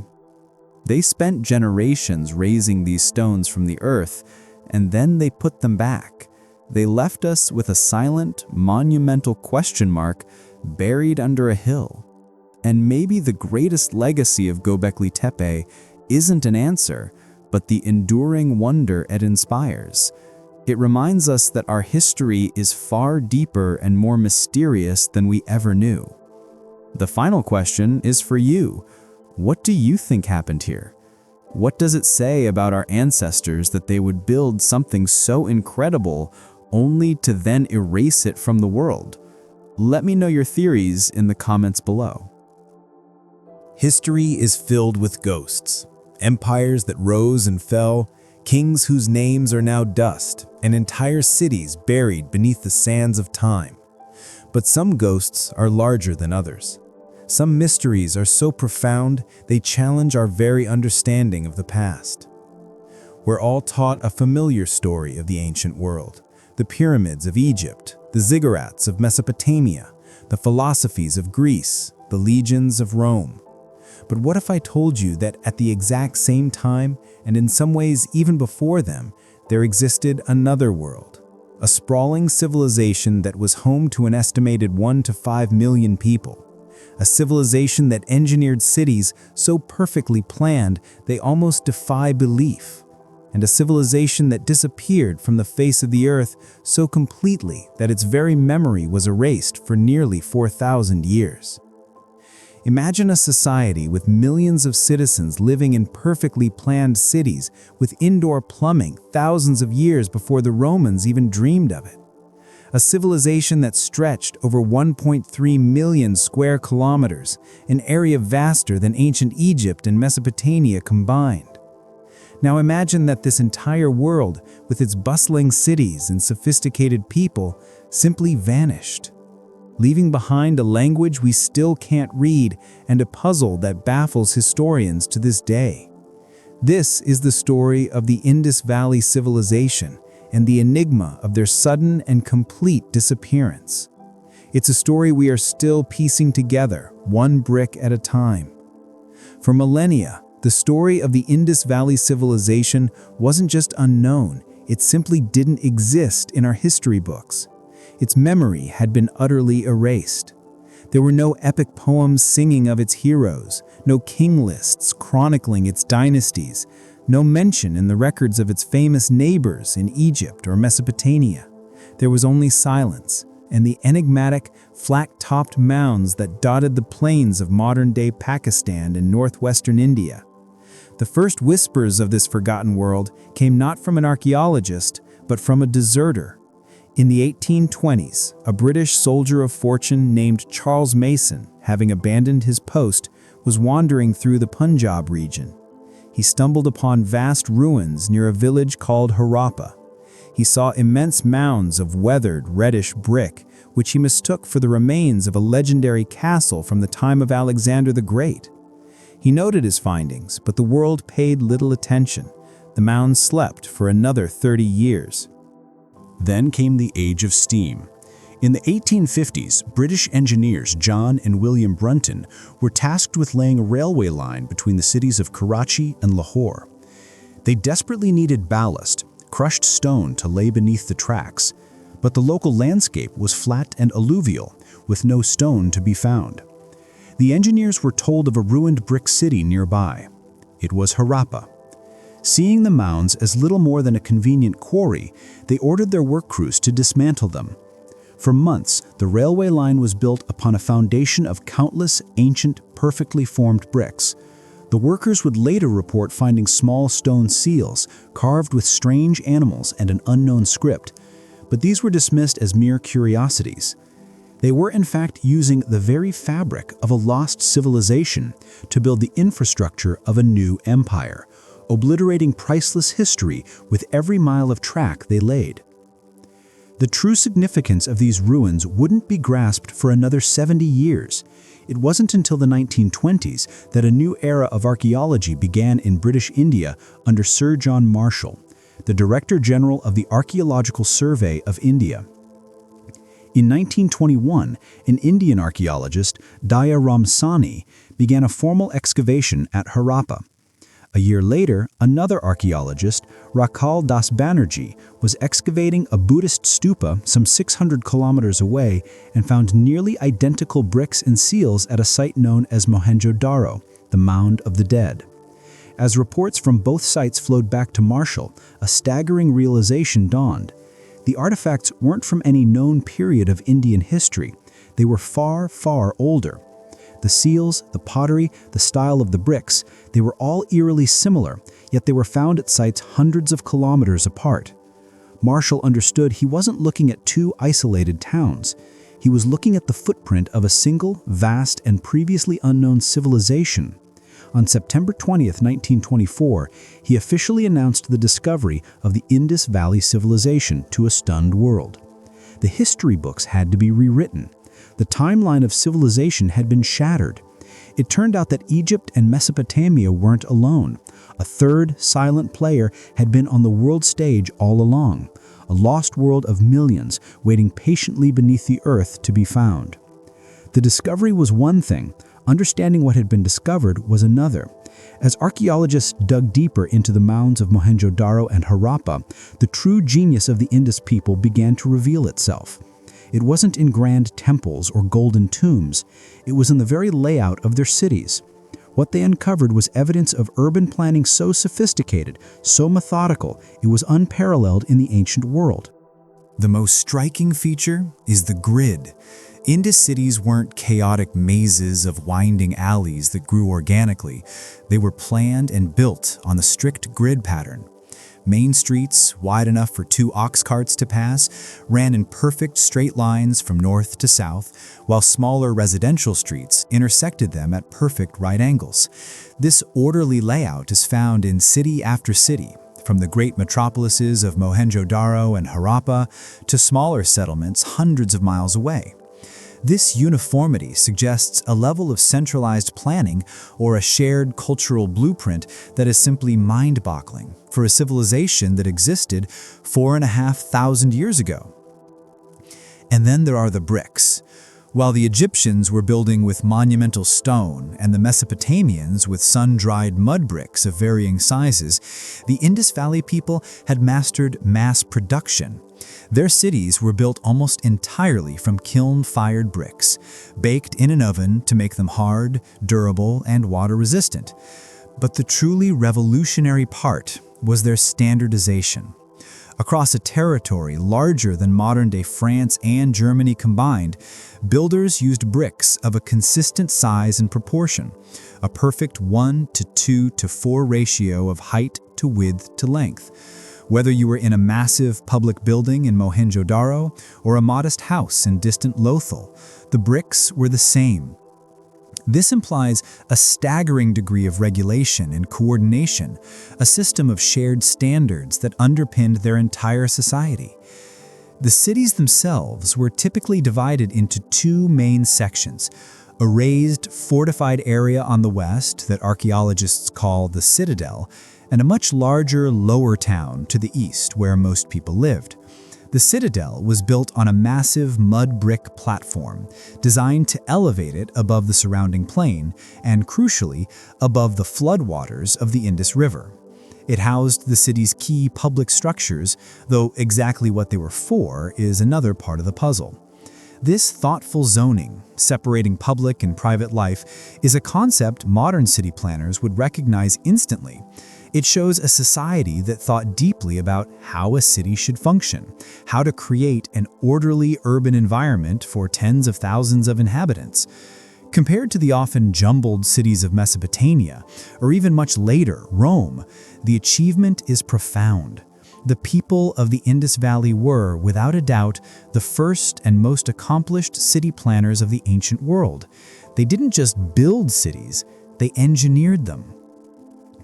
If the grid-like cities are impressive, the infrastructure running beneath them is nothing short of miraculous. Buried under the streets of Harappa and Mohenjo-Daro lies what is arguably the world's first large-scale urban sanitation system. This wasn't just a rudimentary ditch. It was a complex, sophisticated network of covered drains and water management that wouldn't be seen again on such a scale for thousands of years. Step inside a typical Harappan house. Most homes, even modest ones, were arranged around a central courtyard, and almost every single house had its own private bathroom. This is a level of domestic luxury unheard of in the ancient world. Imagine in 2500 BCE having a dedicated room for bathing with a paved floor designed to slope towards a drain. Many houses also had a private toilet, often a brick commode connected by a terracotta pipe or chute running through the wall. And here's where the genius lies. That pipe didn't just empty into the street, it connected to a covered, underground drain that then fed into a larger covered sewer running beneath the main street. These main sewers were feats of engineering, built from the same standardized fired bricks and large enough for a person to walk through for cleaning. At regular intervals, they had removable covers or manholes, allowing city workers to inspect and maintain the system. This kept the streets clean, hygienic, and free of the filth that plagued virtually every other city in the ancient and medieval world. Their mastery of water didn't stop at disposal. They were equally skilled at supply. Mohenjo-Daro alone may have had over 700 wells, ensuring nearly every resident had easy access to fresh, clean water. The pinnacle of this hydraulic engineering is the Great Bath of Mohenjo-Daro. Located on the Citadel, this remarkable structure is a large rectangular pool, perfectly constructed with fired bricks and sealed with natural bitumen to make it watertight. Was it for public bathing? Or, as most scholars suspect, was it used for religious rituals of purification? Whatever its function, the Great Bath is a testament to their incredible building skill and their cultural focus on water. This obsession with cleanliness would have dramatically reduced the spread of disease, making their cities healthier than London or Paris would be 4,000 years later. They were pioneers of public health who understood the connection between hygiene and a well-functioning society, a lesson many civilizations would take millennia to relearn. So we have these vast, meticulously planned cities populated by people who enjoyed a level of hygiene unrivaled for ages. But what did these people do all day? The evidence paints a picture of a society humming with activity, a world of skilled artisans, busy merchants, and a highly organized economy. The cities were clearly hubs of production. Excavations have revealed specialized districts for various crafts. They were master metalworkers, casting tools and vessels from copper and bronze. One of the most iconic artifacts is a small bronze statue known as the Dancing Girl. Found in Mohenjo-Daro, this tiny figurine depicts a young woman with a defiant, confident posture, created using the sophisticated lost wax technique. They were brilliant jewelers, crafting exquisite beads from carnelian, agate, and other semi-precious stones, drilled with incredible precision. These beads, along with ornaments of gold and shell, weren't just for local use. They were highly sought-after trade goods. And they were textile pioneers, among the first people in the world to cultivate and weave cotton. This vibrant industry was supported by a highly organized system of agriculture and trade. Massive granaries in cities like Harappa and Mohenjo-Daro point to a system for collecting, storing, and redistributing agricultural surpluses like wheat and barley. This implies a strong administrative body capable of managing the food supply for tens of thousands. Perhaps most impressive was their long-distance trade network. The Indus people were not isolated, they were connected to the wider world. The most compelling evidence for this comes from thousands of kilometers away in Mesopotamia, modern-day Iraq. Mesopotamian texts from around 2350 BCE speak of a trading partner they called Meluha.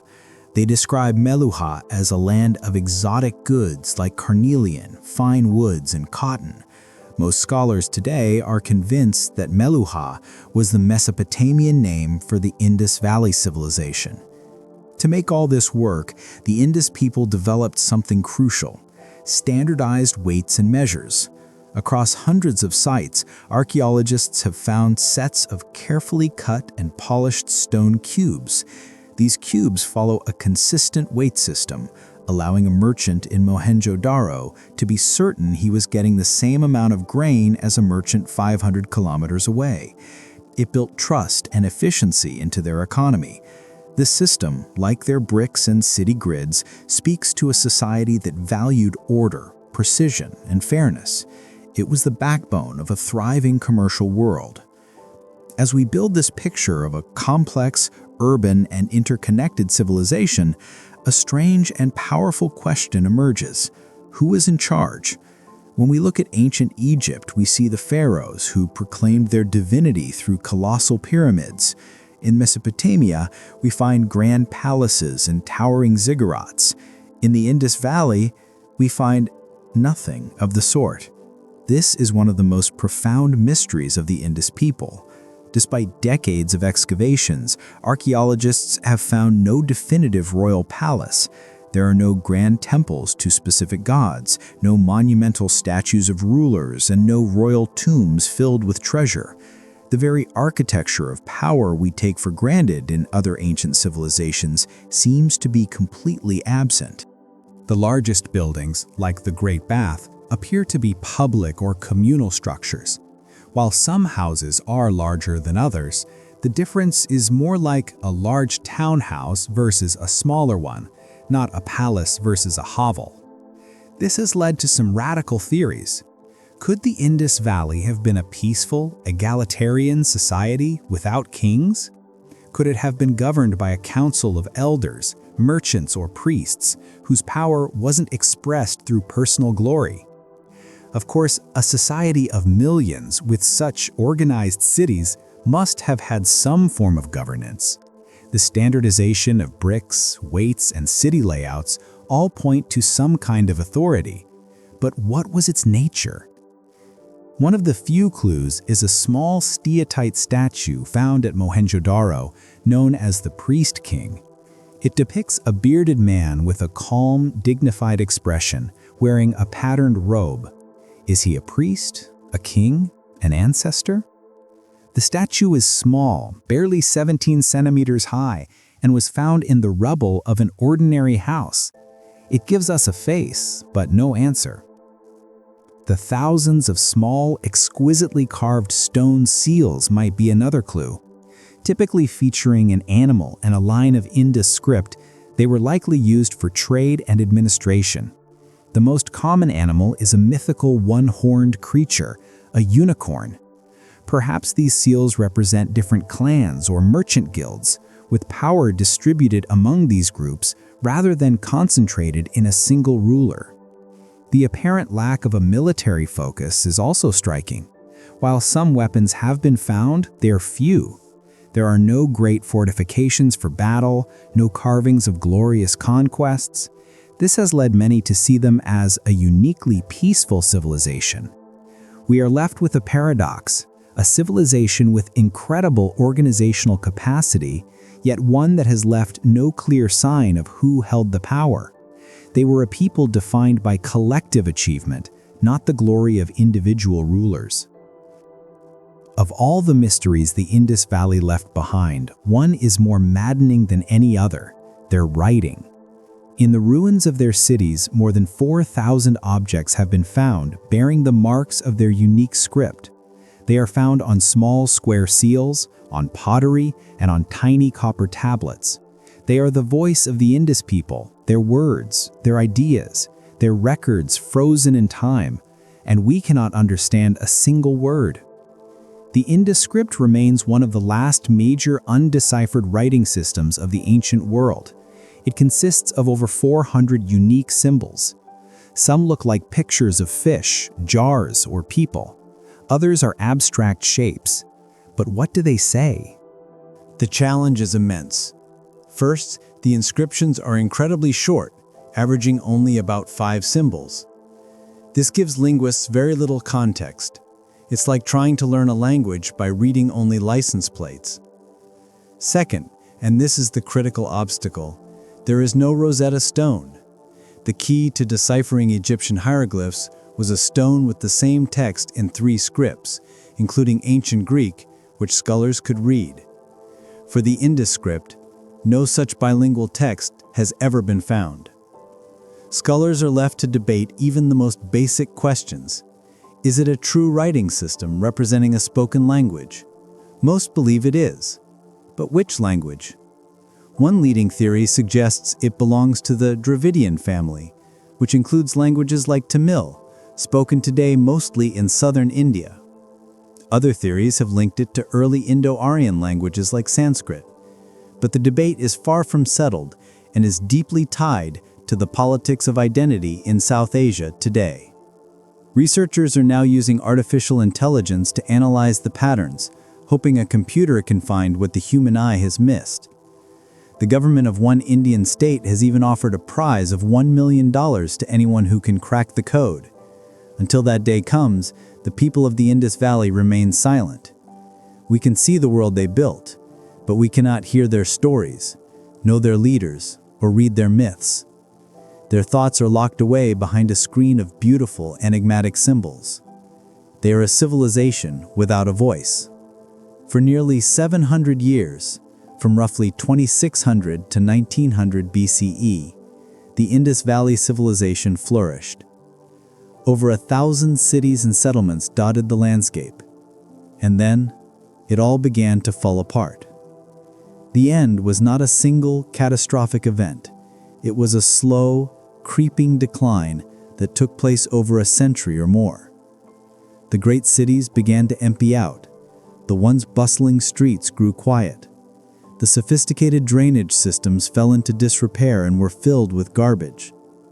The art of writing, the standardized weights, and the distinctive seals all vanished. By around 1800 BCE, Mohenjo-Daro and Harappa were largely abandoned ruins. The civilization as a cohesive entity had ceased to exist. Why? How could a world of millions just fade away? This is the final mystery. It seems likely the collapse was caused not by one factor, but a perfect storm of environmental and social pressures. The leading culprit is climate change. For centuries, the Indus civilization depended on a predictable monsoon to water its fields, but around 4,200 years ago, evidence suggests the climate shifted. The monsoons became weaker and more erratic, leading to severe droughts that would have devastated agriculture. Without a reliable food surplus, the large cities could not be sustained. Hand in hand with this was the changing behavior of the rivers. The civilization was built on the floodplains of the Indus and another river system, which many scholars identify with the Saraswati River from ancient Indian texts. Today, this river is gone, represented by a dry bed called the Göbekli. Geological evidence suggests that tectonic activity may have diverted the rivers that fed it, causing it to dry up. The disappearance of this river, along which many major settlements were built, would have been a death blow, forcing entire populations to migrate. For many years, a popular theory held that the civilization was destroyed by an invasion of so-called Aryan warriors. This theory, however, has been largely discredited by modern archaeology. There is no evidence of widespread warfare, burned cities, or mass destruction consistent with a large-scale invasion. While new people did migrate into the region, it's more likely they moved into the area as the Indus civilization was already declining, filling a vacuum rather than causing one. The most plausible scenario is a combination of these pressures. A changing climate and drying rivers led to agricultural failure. This environmental crisis would have caused economic decline, social unrest, and the breakdown of the structures that held the society together. People didn't just die out, they adapted. They left the failing cities and moved to smaller farming villages in regions with more reliable rainfall. The great urban experiment of the Indus Valley was over.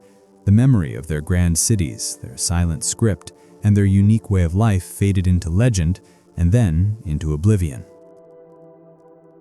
The story of the Indus Valley civilization is a profound and humbling one. It's the story of a world that was, in many ways, far ahead of its time.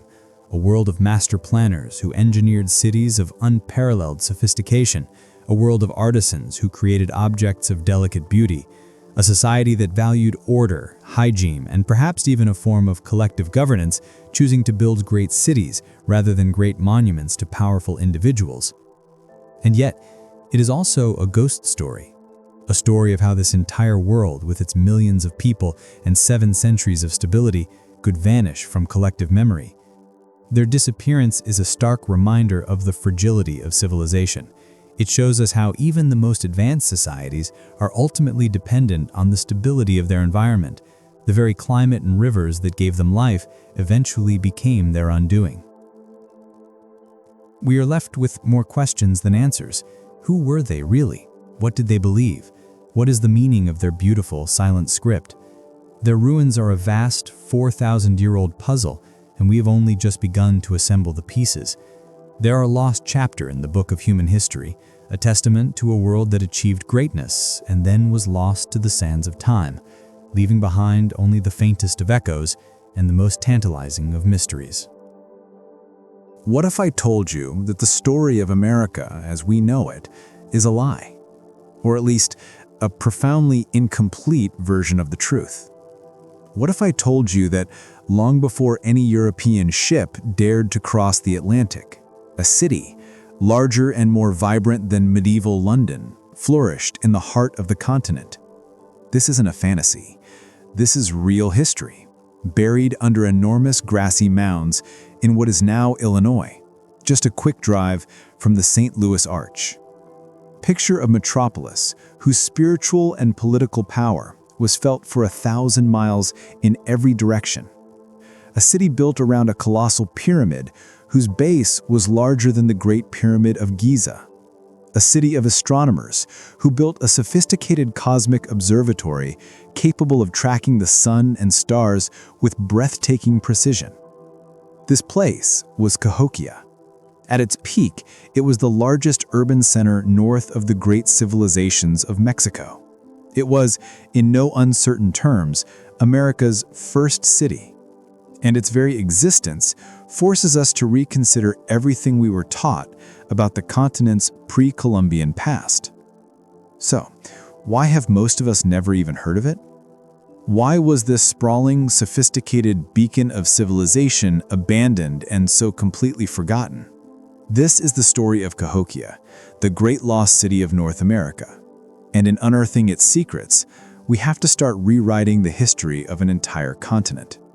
In the fertile lands of the Mississippi River floodplain, a landscape now carved up by highways, lie the quiet ruins of a forgotten power. For centuries, most people thought they were just natural hills, odd bumps on a flat terrain. Farmers plowed their slopes, and developers saw them as inconvenient obstacles, bulldozing them to make way for subdivisions. But they weren't hills. They were the weathered monuments of a lost civilization. Over 120 of these man-made mountains once dominated the landscape, the architectural signature of a highly organized society. This was the super capital of the Mississippian culture, a way of life that rippled outwards, shaping the destiny of peoples across North America. Between about 1050 AD and 1350 AD, Cahokia wasn't just a big village, it was a religious, economic, and cultural powerhouse. But the central mystery isn't just that Cahokia existed, it's that it vanished. By the time French explorers arrived in the 1600s, the great city was completely empty, reclaimed by prairie grass. They saw the giant mounds, but the civilization that built them was a ghost. The name Cahokia itself was given by those explorers, borrowed from a different tribe living in the area centuries later. We still don't know what the original inhabitants called their magnificent home. It's a name and a story lost to time, one of many enigmas of this incredible place. The disappearance of tens of thousands of people from America's first metropolis is one of history's greatest unsolved cases. To understand how a city can be lost, first we have to understand how it was born. The story of Cahokia doesn't start with a slow, gentle evolution. It starts with an explosion. Around the year 1050 AD, something revolutionary happened in this part of the Mississippi Valley. Archaeologists call it the Big Bang. Before this moment, the area was dotted with small woodland villages. Then, in what seems like the blink of an eye, a city erupted. The population detonated. People from all over the region, and possibly much farther, flooded into this one specific spot. A settlement of a few thousand people swelled into a dense urban core of 10,000 to 20,000 people. When you include the surrounding farmlands and satellite towns, some experts believe the population of Greater Cahokia may have approached 40,000 people.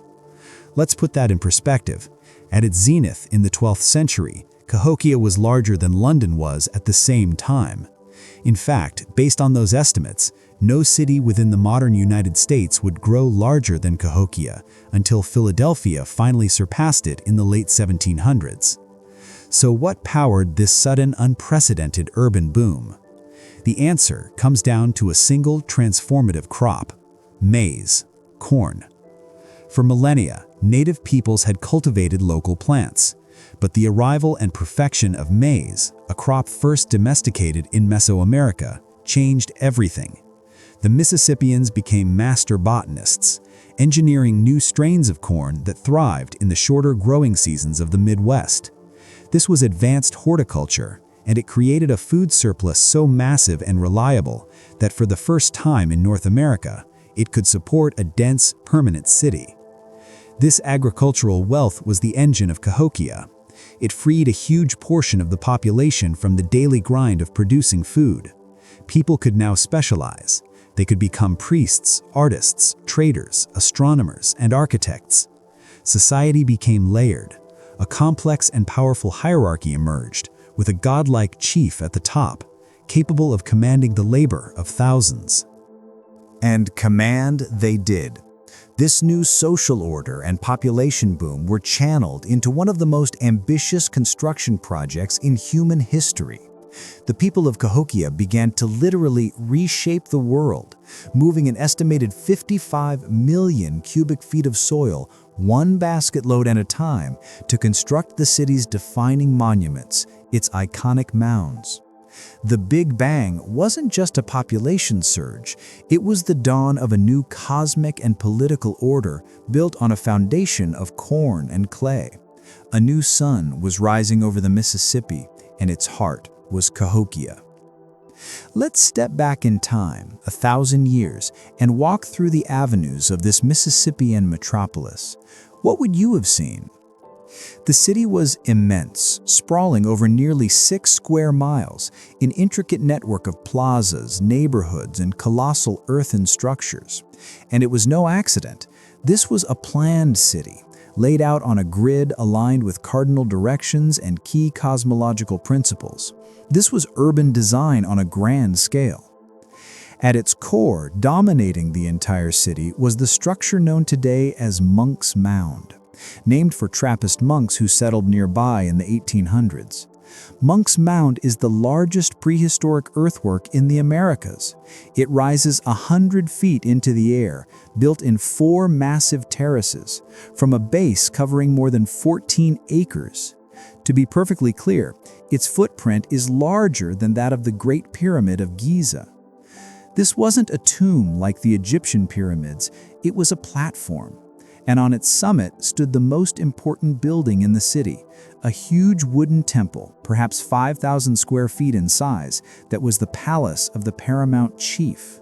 From this height, the ruler of Cahokia would have looked down upon his entire kingdom. It was the ultimate seat of power, a man-made mountain designed to lift the city's leader closer to the gods, separating him from ordinary people and broadcasting his divine authority. The construction itself was an almost unimaginable feat, built over centuries by countless people carrying woven baskets filled with 50 to 60 pounds of earth. Stretching out from the base of Monk's Mound was the Grand Plaza. Covering nearly 50 acres, the size of almost 40 football fields, this massive, artificially leveled plaza was the civic and spiritual heart of the city. Imagine it swarming with thousands for religious festivals, political gatherings, or massive ritual games.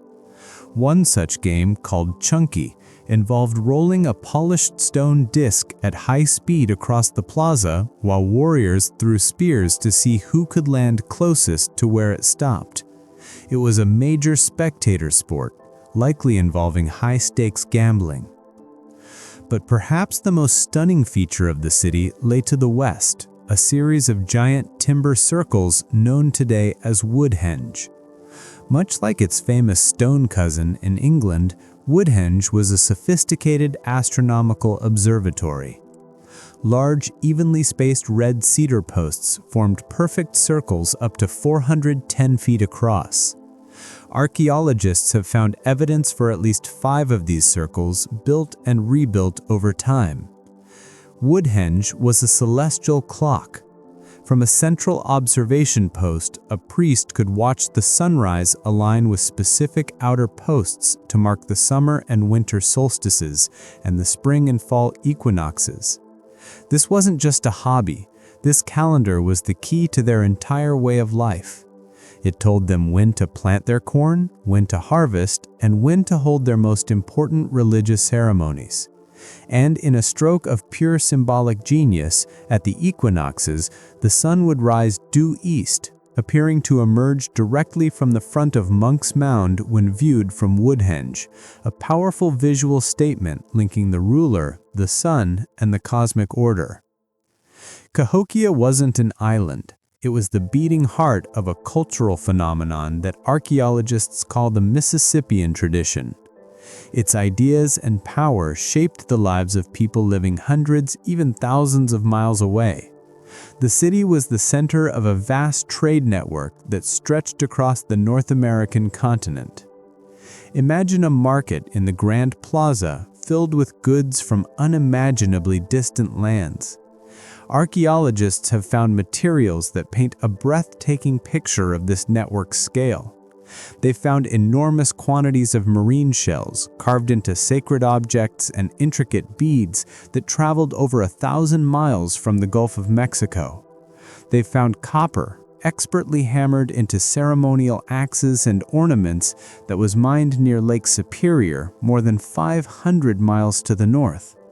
They've unearthed mica, a shimmering mineral used for decoration that brought from the mountains of North Carolina, and chert, a razor-sharp stone perfect for arrowheads that quarried in Oklahoma and Arkansas.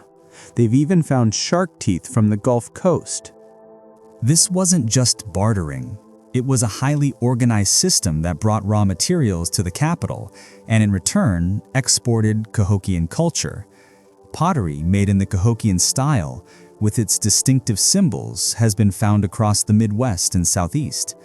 The small, deadly triangular arrowhead design, perfected at Cahokia, became the standard across a huge portion of the continent.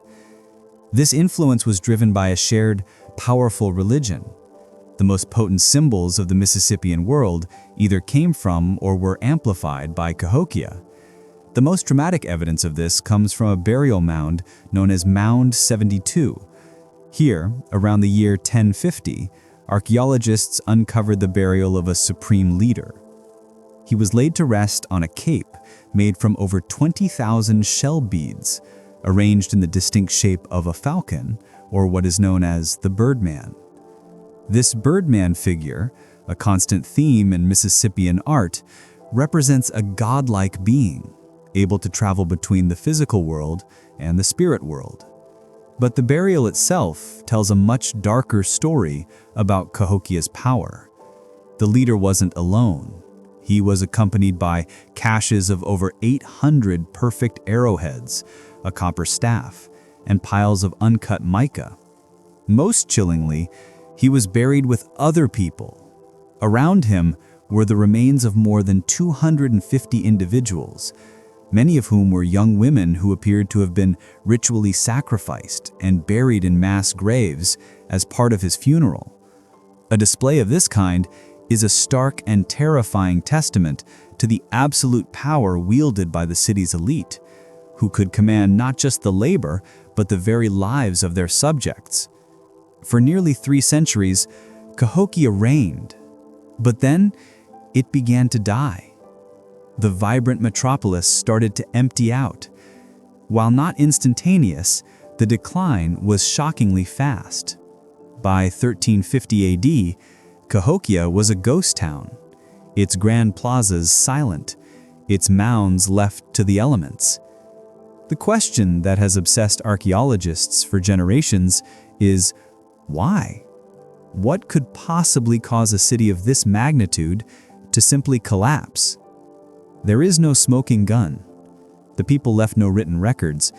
Instead, researchers have pieced together clues from the earth, and what they found suggests not a single disaster, but a perfect storm of interlocking crises. For a long time, a leading theory was environmental collapse. Think of the resources needed to build and sustain such a city. They needed staggering amounts of wood for houses, for fuel, and especially for building and repeatedly rebuilding massive defensive walls, called palisades, around the city's sacred core. A single construction of these 2-mile-long, 15-foot-high walls would have required 20,000 trees. This demand may have led to deforestation, which in turn could cause rampant erosion and flash flooding that would destroy the all-important maize fields. However, recent studies have challenged the idea that deforestation was the main culprit, suggesting the Cahokians may have managed their resources better than we thought. Instead, the focus has shifted to something they couldn't control: climate change. Sediment cores taken from nearby lakes reveal a crucial climate shift. Cahokia's rise coincided with a remarkably dry, stable period with few major floods. But its decline began precisely when the climate changed and massive megafloods returned to the Mississippi River Valley after 1200 AD. For a civilization built on a floodplain, this would have been an existential threat, wiping out crops, contaminating water, and making life unbearable. These environmental crises would have inevitably ignited social and political chaos.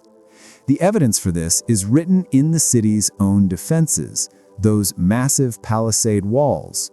The fact that the rulers felt compelled to wall off the sacred heart of the city points to a world of increasing violence and fear.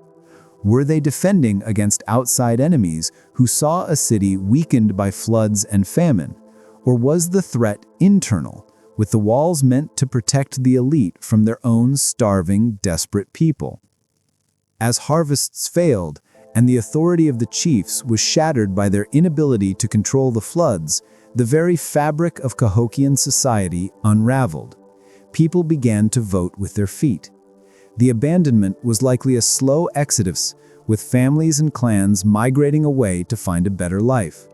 They didn't vanish into thin air, they dispersed, likely being absorbed into other tribal groups. There was no single Pompeii-like catastrophe.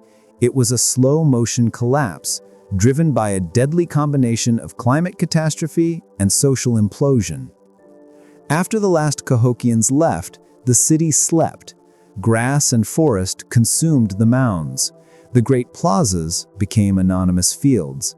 The very memory of a metropolis faded from the continent's memory. When European settlers pushed west centuries later, they saw the mounds but refused to believe they were the work of Native Americans. This spawned the myth of the mound builders, a deeply racist theory that some lost race of Vikings, Phoenicians, or wandering Israelites had built these wonders before being wiped out by the ancestors of the local tribes. It was a politically convenient lie. If Native Americans hadn't built these great monuments, then they had no deep claim to the land, and their forced removal became easier to justify. It took the tireless work of pioneering archaeologists in the late 19th and early 20th centuries to scientifically prove what Native people had been saying all along. Their ancestors built the mounds. Figures like Cyrus Thomas of the Smithsonian systematically dismantled the mound builder myth and began to establish the true, deep history of indigenous civilization in North America. But even then, Cahokia faced new threats. The urban sprawl of modern St. Louis destroyed hundreds of mounds. A highway was built straight through the site. For a time, a driving movie theater even operated in the shadow of Monk's Mound. Thankfully, a preservation movement fought back. The state of Illinois began protecting the site, and today, Cahokia Mounds is a state historic site, a national historic landmark, and a UNESCO World Heritage Site, recognizing its importance to all of humanity. Efforts continue to elevate its status to a National Historical Park, which would offer even greater protection. The site continues to surrender its secrets. Modern technologies like LiDAR are revealing previously unknown structures, and new research constantly refines our understanding of Cahokia's rise and fall. For now, the site's main interpretive center is closed for major renovations, but the grounds remain open, a silent, powerful testament to the city that once was. Cahokia is more than an archaeological site. It's a fundamental correction to the historical record. It is undeniable proof of the complexity, sophistication, and sheer scale of indigenous civilization in North America long before Columbus. This was never an empty continent of scattered nomads waiting to be discovered. It was a continent of nations, of science, of continent-spanning trade, and of great cities. The story of Cahokia is one of a spectacular rise and a profound, mysterious fall. It's a haunting, cautionary tale about the fragile balance between a civilization and its environment, a reminder that even the greatest cities are vulnerable to a changing climate and resource depletion. But it is also a story of resilience. The people of Cahokia did not disappear, they endured. They carried their culture and knowledge with them, contributing to the rich tapestry of indigenous societies that survive today. To walk among these mounds today is a truly humbling experience. It's to stand in the footprint of a pyramid with a base larger than Giza's, to cross a plaza that once held more people than medieval London, and to look up at the sky where a wooden henge once marked the dance of the cosmos. It's a quiet place now, but if you listen, you can almost hear the echoes of America's first great city. The true mystery of Cahokia is not just where its people went, but why we ever forgot they were here at all. And by remembering them, we don't just learn about the past, we gain a truer and far more honest understanding of America itself. What if I told you that the largest, most advanced city on Earth in the 12th century, a metropolis of nearly 1 million people sprawling across an area the size of Los Angeles, just vanished? This was Angkor, the capital of the mighty Khmer Empire. Its engineers had seemingly mastered nature itself, taming the monsoon with a breathtaking marvel of water management that fed its population and fueled a golden age. Its central temple, Angkor Wat, remains the largest religious monument in the world. And yet this entire civilization seemingly walked away, leaving their magnificent stone cities to be swallowed by the jungle for 500 years. What could possibly cause 1 million people to abandon the world's largest temple? How does a civilization that literally carved its faith into mountains of stone just disappear? The answer isn't what you think. It's a story far more complex, a story of staggering ambition, a volatile climate, and a slow, deliberate exodus that holds profound and unsettling lessons for our world today.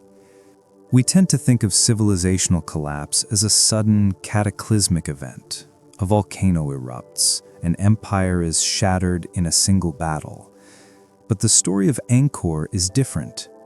Recent scientific evidence reveals that the end wasn't a sudden bang, but a long, slow unraveling. The people didn't just vanish. Instead, they faced a complex web of problems that turned their glorious city, once the very source of their power, into a trap. This isn't just a story about a lost city. It's an investigation into the fragile balance that sustains all civilizations, including our own. And to understand why they left, we first have to understand the sheer genius of what they built, and how the very source of their incredible success ultimately contained the seeds of their own destruction. To grasp the fall of Angkor, you have to go back to its zenith.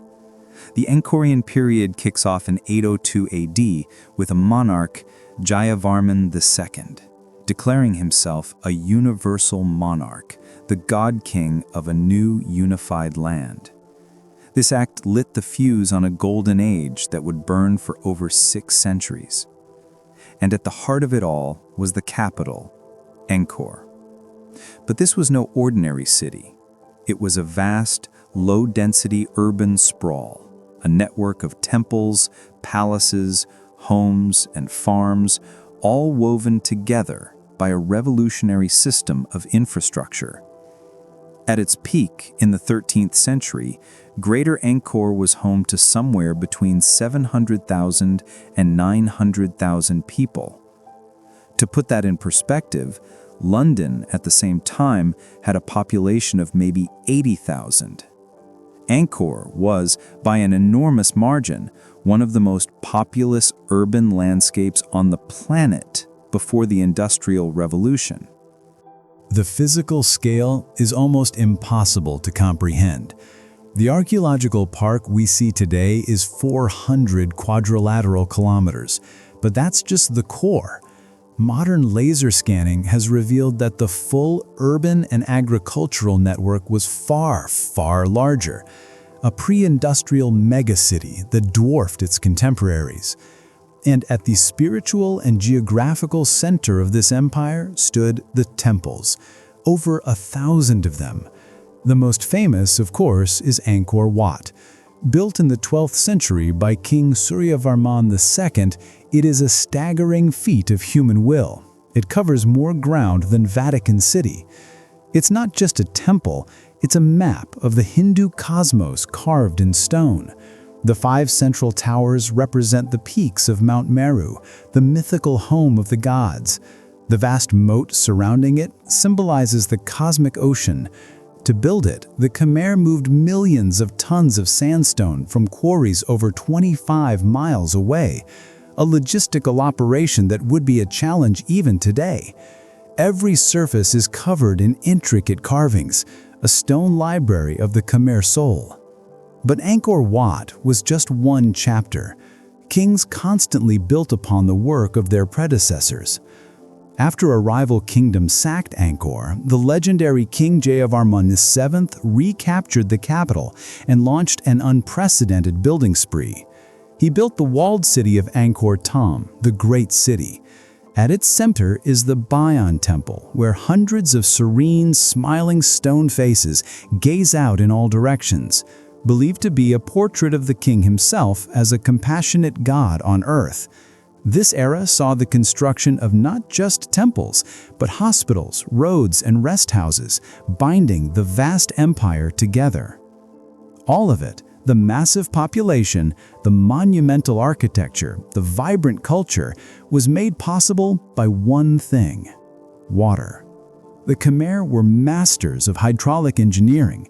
Living in a land of extremes, one season brought torrential flooding rains, the next parched, baking drought. To build a civilization here, you had to tame the water. And they did so with a level of sophistication that was simply unrivaled. The true secret to Angkor's 600-year reign wasn't carved in stone. It was etched into the earth itself. It was a massive, intricate network of canals, dikes, moats, and enormous reservoirs known as bares. This was the city's hydraulic heart, a masterpiece of engineering that rivaled the aqueducts of Rome. Its purpose was brilliant in its simplicity. First, to control the destructive power of the monsoon floods, and second, to store that water for the long, dry months that followed. Think about the challenge. During the rainy season, rivers would swell and threaten to drown the entire plain. The Khmer engineers designed a complex system to divert this excess water, safely guiding it away from the city and into the colossal bares. And these weren't just ponds. The West Beret, for instance, is a rectangular reservoir measuring a staggering 5 miles long by 1.5 miles wide. It's so large it's easily visible from space. This single reservoir could hold over 50 million cubic meters of water. This system was the engine of the empire. By capturing the monsoon, the Khmer were no longer at the mercy of the climate. They could irrigate their vast rice paddies all year round, allowing for 2, sometimes 3 harvests a year. This agricultural surplus was the foundation of their power. It fed their huge population, supported the armies of laborers who built the temples, and generated the wealth that fueled their entire civilization. The network itself was incredibly sophisticated, a gravity-fed system that relied on subtle, carefully calculated slopes across the plain. Water flowed from rivers into the bares, and from there it was distributed through a web of smaller canals to thousands of square kilometers of rice fields. Even the temple moats were functional parts of this network, stabilizing the groundwater table and preventing the massive stone structures from sinking into the sand. This mastery over water was more than just practical. It was political and spiritual. The kings who commissioned these projects weren't just rulers. They were seen as masters of the natural world, figures who guaranteed order and prosperity. Building massive infrastructure was how a Khmer king proved his divine favor and his right to rule. It was a demonstration of their power to bring order from chaos. For centuries, this hydraulic heartbeat pumped life through the empire. They had effectively climate-proofed their civilization. They had built a machine that turned the unpredictable fury of the monsoon into the steady rhythm of prosperity. But what happens when that machine becomes too complex, too rigid? And what happens when the climate you've so brilliantly tamed begins to change in ways you could never have predicted? The very system that was the source of Angkor's strength would, over time, become its greatest vulnerability. When we look at the ruins of Angkor, we see a city of silent stone. It's easy to picture a quiet world of priests and kings, but that's an illusion. The stone temples were just the skeleton. The real city, the living city, was built of wood, and it was teeming with life. Thanks to modern technology like LiDAR, which can literally see through the dense jungle canopy, archaeologists have mapped the ghost of this wooden city. They've uncovered a vast urban landscape of housing mounds, city blocks, and gardens, revealing that hundreds of thousands of people lived in a sprawling metropolitan area, their homes scattered among the rice fields. Life here was a study in contrasts. At the top, the God King and his court of priests and officials lived in opulent wooden palaces. But the vast majority of Angkor's people were farmers, artisans, and soldiers. They lived in wooden houses on stilts, a design still used in Cambodia today to protect against floods and heat.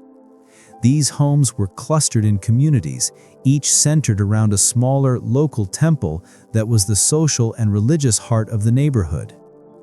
The city was a bustling hub of commerce. Markets would have been filled with goods from across the empire and beyond. We know this thanks to the detailed report of a 13th century Chinese diplomat, Cao Daguan. His account is our only surviving eyewitness description of Angkor at its peak, and he paints a picture of a city of incredible wealth. Palaces covered in gold, processions of elephants, and a cosmopolitan population of Khmer, Chinese, and Indian traders. This was a highly organized society. The state oversaw the massive waterworks and a standing army, but it also provided for its people. In the late 12th century, King Jayavarman VII established a remarkable network of 102 hospitals across the empire, a system of social welfare almost unheard of in the medieval world. Religion was the thread that wove it all together. For most of its history, the official religion was a form of Hinduism, focused on the gods Vishnu and Shiva. But by the 13th century, a new faith was spreading, Theravada Buddhism. It was different. It was more personal, more individualistic, and it didn't require gigantic stone temples or god kings. This quiet religious revolution would eventually play a critical role in changing the very soul of Khmer society. For centuries, this complex world thrived. But beneath the surface of this golden age, the pressures were building, creating unforeseen challenges that would begin to test the very foundations of the empire. Empires don't fall overnight. Angkor's decline was a slow unraveling, a perfect storm of problems that weakened it from the inside out for over a century. The very complexity that defined its golden age also made it incredibly fragile. One of the first cracks to appear was environmental. Creating an agricultural landscape to feed up to 900,000 people came at a cost: massive deforestation. The Khmer cleared huge forests, not just on the plain, but in the hills that formed the catchment for their entire water system. This led to soil erosion. When the heavy monsoon rains came, tons of sediment washed down from the bare hills and began to choke the intricate network of canals, the city's arteries. Keeping this system clear required constant, intensive labor. As the canals clogged with silt, the entire engine of their prosperity grew more and more inefficient. At the same time, new enemies were rising at their borders. For centuries, the Khmer were the regional superpower, but by the 13th and 14th centuries, powerful Siamese kingdoms, particularly Ayutthaya, were growing in strength. The Chinese diplomat, Zhou Daguan, reported that the country had been devastated by a war with the Siamese that required the whole population to fight. These constant wars drain the empire's resources and manpower, pulling people away from the critical task of maintaining the water infrastructure. The final sack of Angkor by Ayutthaya in 1431 is often cited as the cause of the collapse. But the truth is, the city was already a shadow of its former self.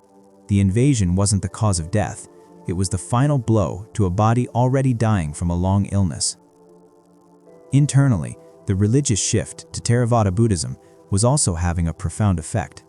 The traditional god-king system was built on the king's power to command his people to build colossal stone temples as his personal connection to the heavens. Theravada Buddhism offered a different path to salvation, one that was more personal and community-based, practiced in simpler wooden pagodas. As this new faith took hold, it's argued that it eroded the ideological glue of the state. The motivation to pour blood, sweat, and treasure into the great temples may have simply faded. This crisis of faith didn't cause the collapse, but it marked a fundamental shift in the society's values, away from the centralized, monumental model that had defined Angkor for centuries. These factors, environmental decay, endless war, and a religious transformation, created a storm of challenges. But the final knockout blow was delivered by something utterly beyond their control. The climate they had so brilliantly learned to manage was about to turn on them. Angkor's water management system was a technological marvel, but it was calibrated to a predictable pattern of weather. For centuries, the monsoon came, the barays filled, and the rice grew. But in the 14th and 15th centuries, that pattern shattered. The climate entered a period of intense volatility, swinging between extremes that the Khmer infrastructure was simply not designed to handle. The evidence for this comes from a remarkable source: ancient trees. By studying the growth rings of cypress trees in the region, some over 1,000 years old, climate scientists have reconstructed a detailed history of rainfall. What they found is stunning. The period leading up to Angkor's final decline was scarred by a series of prolonged and brutal droughts, one lasting an astonishing 30 years. For a civilization built on water, this was a death sentence. The great reservoirs began to shrink, the irrigation canals ran dry, multiple rice harvests became impossible, leading to widespread food shortages. You cannot sustain a population of nearly 1 million people when the water runs out. The droughts would have shaken the people's faith in their leaders, whose entire legitimacy was tied to ensuring prosperity. But it gets worse. The tree ring data revealed another, equally devastating pattern. These long droughts were punctuated by years of abnormally intense monsoons. After decades of dryness, the skies would suddenly unleash deluges far more powerful than the system was ever built for. Imagine the scenario. A sprawling system, already neglected and choked with silt, is suddenly hit with a torrent of water unlike anything seen in generations. The flood would have been cataclysmic. Embankments would burst, dams would be obliterated, and indeed, archaeological evidence shows that a major stone dam on the Siem Reap River appears to have been destroyed suddenly in just such a massive flood. The very infrastructure designed to protect them had turned against them. It was too big, too complex, and too rigid to adapt. When the rains failed, the system couldn't collect enough water. When the rains were too heavy, the aging channels were overwhelmed and violently destroyed. The Khmer were caught in a climate trap. This cycle of extreme drought, followed by extreme flood, systematically dismantled the hydraulic heart of their civilization. The people faced a horrifying choice: stay in their magnificent city and starve, or abandon the stone monuments and find a new home, a new way of life. The evidence is clear. They chose to leave. The popular image of Angkor is a civilization that vanished, a mystery. But the truth is far more logical. The people of Angkor didn't vanish, they moved. The abandonment of the great city wasn't an act of surrender, it was a pragmatic and strategic response to an unsolvable crisis. This wasn't a panicked exodus. Recent archaeological research has completely overturned that idea. Instead, it was a gradual demographic shift that began in the early 14th century, more than 100 years before the final sack of the city. Analysis of sediment from the moats shows that the population in the city's core was already thinning out. By the end of the 14th century, the moats themselves were no longer being maintained, covered in swamp vegetation. The urban elite, the priests, the administrators, the artisans, were already leaving. The infrastructure didn't fail and cause the people to leave. The people left, and so the infrastructure failed. So where did they go? They moved south, relocating their capital to areas near modern-day Phnom Penh, closer to the Mekong River Delta. This move was a brilliant strategic pivot.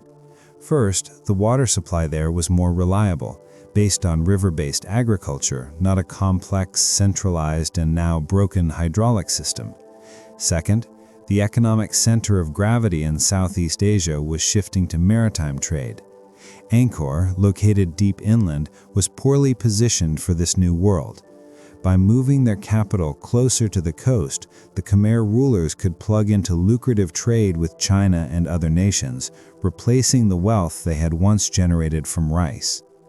The abandonment of Angkor was a conscious decision to trade the monumental grandeur of their ancestral home for a more sustainable and economically viable future. The Khmer Empire didn't collapse in 1431, it transformed. It shifted its capital, its economic base, and its political structure. The age of god-kings and mountain temples was over. The sack of the city by Ayutthaya was simply the final chapter in a story of decline and relocation that was already well underway. The people took their culture, their language, and their faith with them. The Khmer civilization endured, but they walked away from the city of stone and let the jungle reclaim the greatest city on earth. After the court moved south and the city emptied out, nature began its slow reclamation. For 500 years, the jungle swallowed Angkor. The wooden houses and palaces vanished, leaving only faint traces on the forest floor. But the stone temples remained. Giant silk cotton and strangler fig trees grew up, over, and through the temple walls. Their massive roots flowed like liquid stone over carved galleries, prying apart huge sandstone blocks. The green canopy closed in, hiding the city from the outside world, and creating the iconic image we have today, a mysterious lost city, a silent kingdom of stone and roots. But the idea that Angkor was completely lost is a Western myth. The site was never forgotten by the Khmer people. For centuries, local villagers lived in the shadows of the great temples. Monks continued to worship at Angkor Wat, which remained a sacred site of pilgrimage. When Portuguese missionaries stumbled upon the ruins in the 16th century, their accounts of an astonishing, unbelievable city remained relatively obscure. It wasn't until the 1860s that Angkor seized the world's imagination. A French naturalist, Henri Mouhot, was guided by locals to the ruins. He was staggered, describing Angkor Wat as grander than anything left to us by Greece or Rome. His vivid journals and drawings, published after his death, created the romantic legend of a lost city in the jungle, discovered by a brave European explorer. This kicked off decades of archaeological work, primarily by the French, who began the painstaking process of clearing the jungle and restoring the temples. This monumental effort, now led by the Cambodian Apsara Authority, continues to this day, and we are still making incredible discoveries. The use of LiDAR technology has revolutionized our understanding of the city's true scale, revealing that hidden network of a thriving metropolis. Ongoing excavations are still unearthing statues and new clues about the life and decline of this incredible empire. The story of Angkor is constantly being rewritten, moving from a colonial myth to a more accurate understanding of a civilization that adapted, moved, and endured. The story of why 1 million people abandoned the world's largest temple is not a mystery. It is a cautionary tale about the razor-thin line between ambition and fragility, between technological mastery and environmental limits. The fall of Angkor was a slow, century-long unraveling, driven by a convergence of factors that are alarmingly relevant to our own civilization. The Khmer built a society that was the pinnacle of achievement. Their mastery of water was the key to their prosperity. But their very success created a rigid, sprawling system that could not adapt when the climate began to swing wildly between drought and flood. The very engine that created their golden age became the agent of their destruction. Their story is a powerful reminder that even the most sophisticated societies are utterly dependent on a stable environment. It shows how environmental degradation, like the deforestation that choked their canals with silt, can undermine a civilization from within. But it is also a story of resilience. The Khmer people did not vanish. They made a brutal but rational choice, abandoning their monumental capital for a more sustainable future. They adapted, and their culture, their kingdom, endured, transforming into the Cambodia of today. When we look at the serene stone faces of the Bayon or the majestic towers of Angkor Wat, we are looking at a profound lesson carved in stone. Angkor is a testament to the heights of human ingenuity, but also a solemn monument to the fragility of our own existence. It teaches us that our relationship with the natural world is a delicate balance, and that the ability to adapt is the ultimate key to survival. The silent temples pose a question that echoes through time. Will we learn from their story, or are we destined to repeat it? For centuries, it was a ghost story, a lost city, spoken of only in whispers by the local Bedouin tribes, hidden from the rest of the world. They talked of a metropolis carved from the very bones of the desert, a kingdom painted in hues of rose and crimson, swallowed whole by the sands of time. This phantom city wasn't a myth. It was real, a thriving, beating heart of a civilization, an impossible capital brought to life in one of the most unforgiving landscapes on Earth. Then, in 1812, a lone European traveler got close, a Swiss explorer named Johann Ludwig Burckhardt, a man who had disguised himself in Bedouin clothes, learned their language, and adopted their customs. He was on a perilous journey, claiming he was a pilgrim who wanted to sacrifice a goat at the tomb of Aaron, Moses' brother, a holy site hidden somewhere deep in the mountains of southern Jordan. His local guide led him into a narrow, winding canyon, and as the canyon walls finally pulled apart, Burckhardt saw something that had been lost to the Western world for 600 years. He had found Petra. But finding the ghost city only created a deeper mystery. The scale of it was simply staggering, the artistry almost beyond belief. Who were these master craftsmen, these ghost architects who had summoned such a wonder from solid rock? How could a tribe of nomads, wanderers of the desert, possibly have the knowledge and the power to create a thriving empire right here? And, after building it all, why did they just leave? This is the story of the Nabataeans and the rose-red kingdom they carved from stone. Before Petra gives up its greatest secrets, it makes you work for it.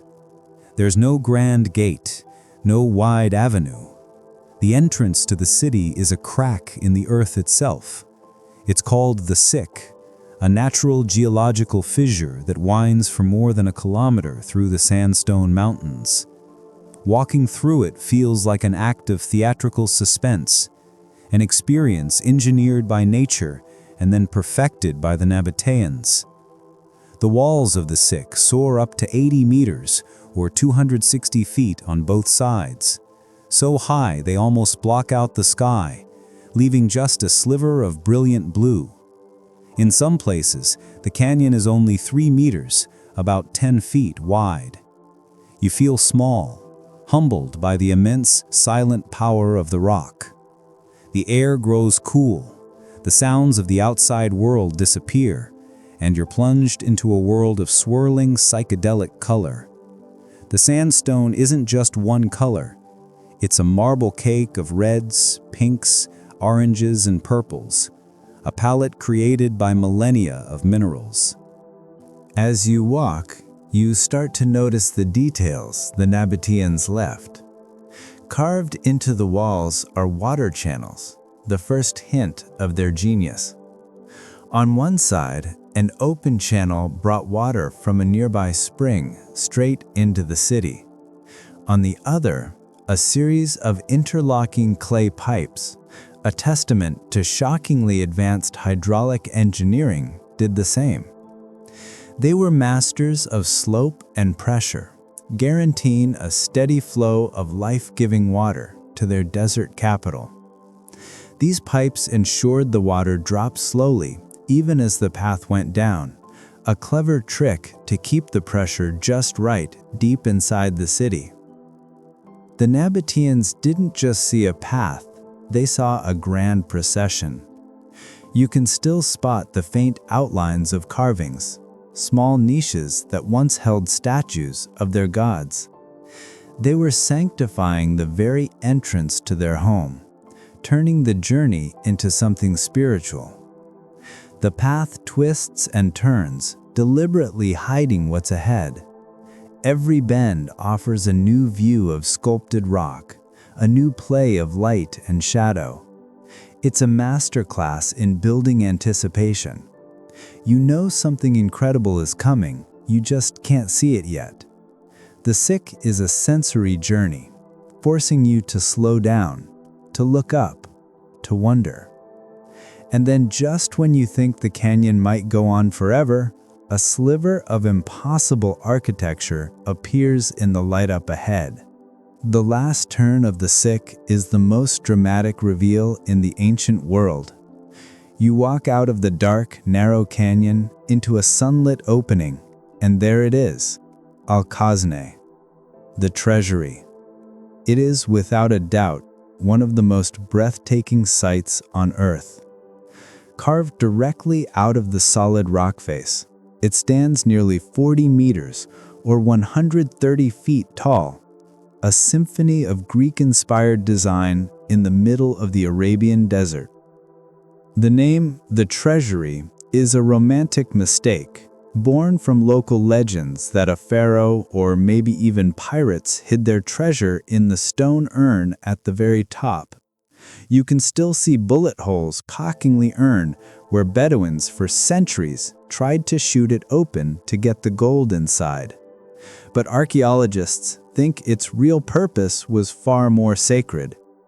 This is believed to be the mausoleum of a great Nabataean king, most likely Aratus IV, who ruled during Petra's Golden Age in the 1st century AD.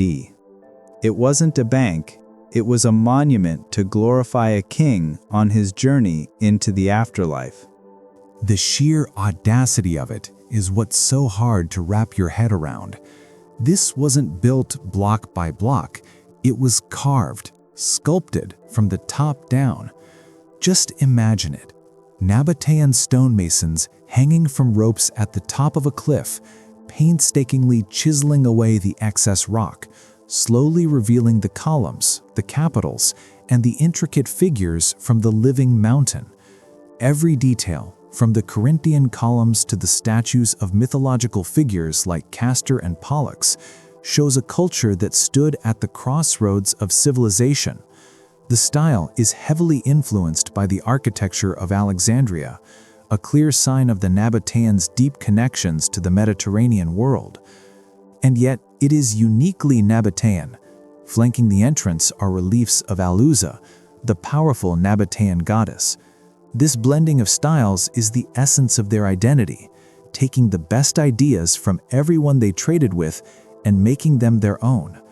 The facade is a statement of power, of wealth, and of cultural sophistication. It was designed to awe you, to declare that you are entering a city of immense importance ruled by a people who could command not just trade routes, but the very earth itself. And we now know that the ground level today is much higher than it was back then. There's an entire hidden level buried beneath the sand, meaning the treasury once looked even more colossal than it does today. So who were these enigmatic people? Before they were master builders, they were masters of the desert.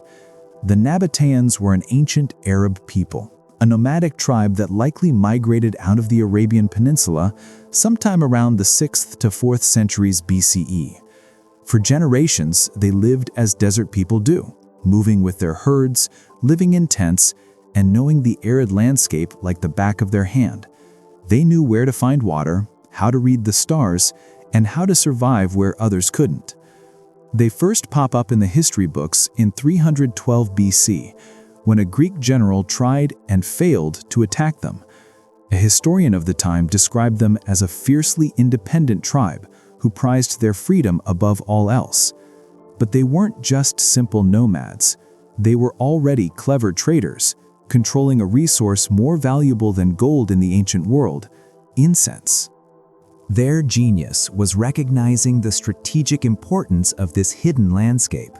While other empires saw an impassable wasteland, the Nabataeans saw a fortress. They began to settle in places like Petra, a location they chose for its nearly impenetrable defenses and its access to water. And it was here, around the 2nd century BCE, that they established Petra as their capital. But why? Why did a people who roamed the desert for centuries suddenly decide to build a permanent monumental city? The answer is simple.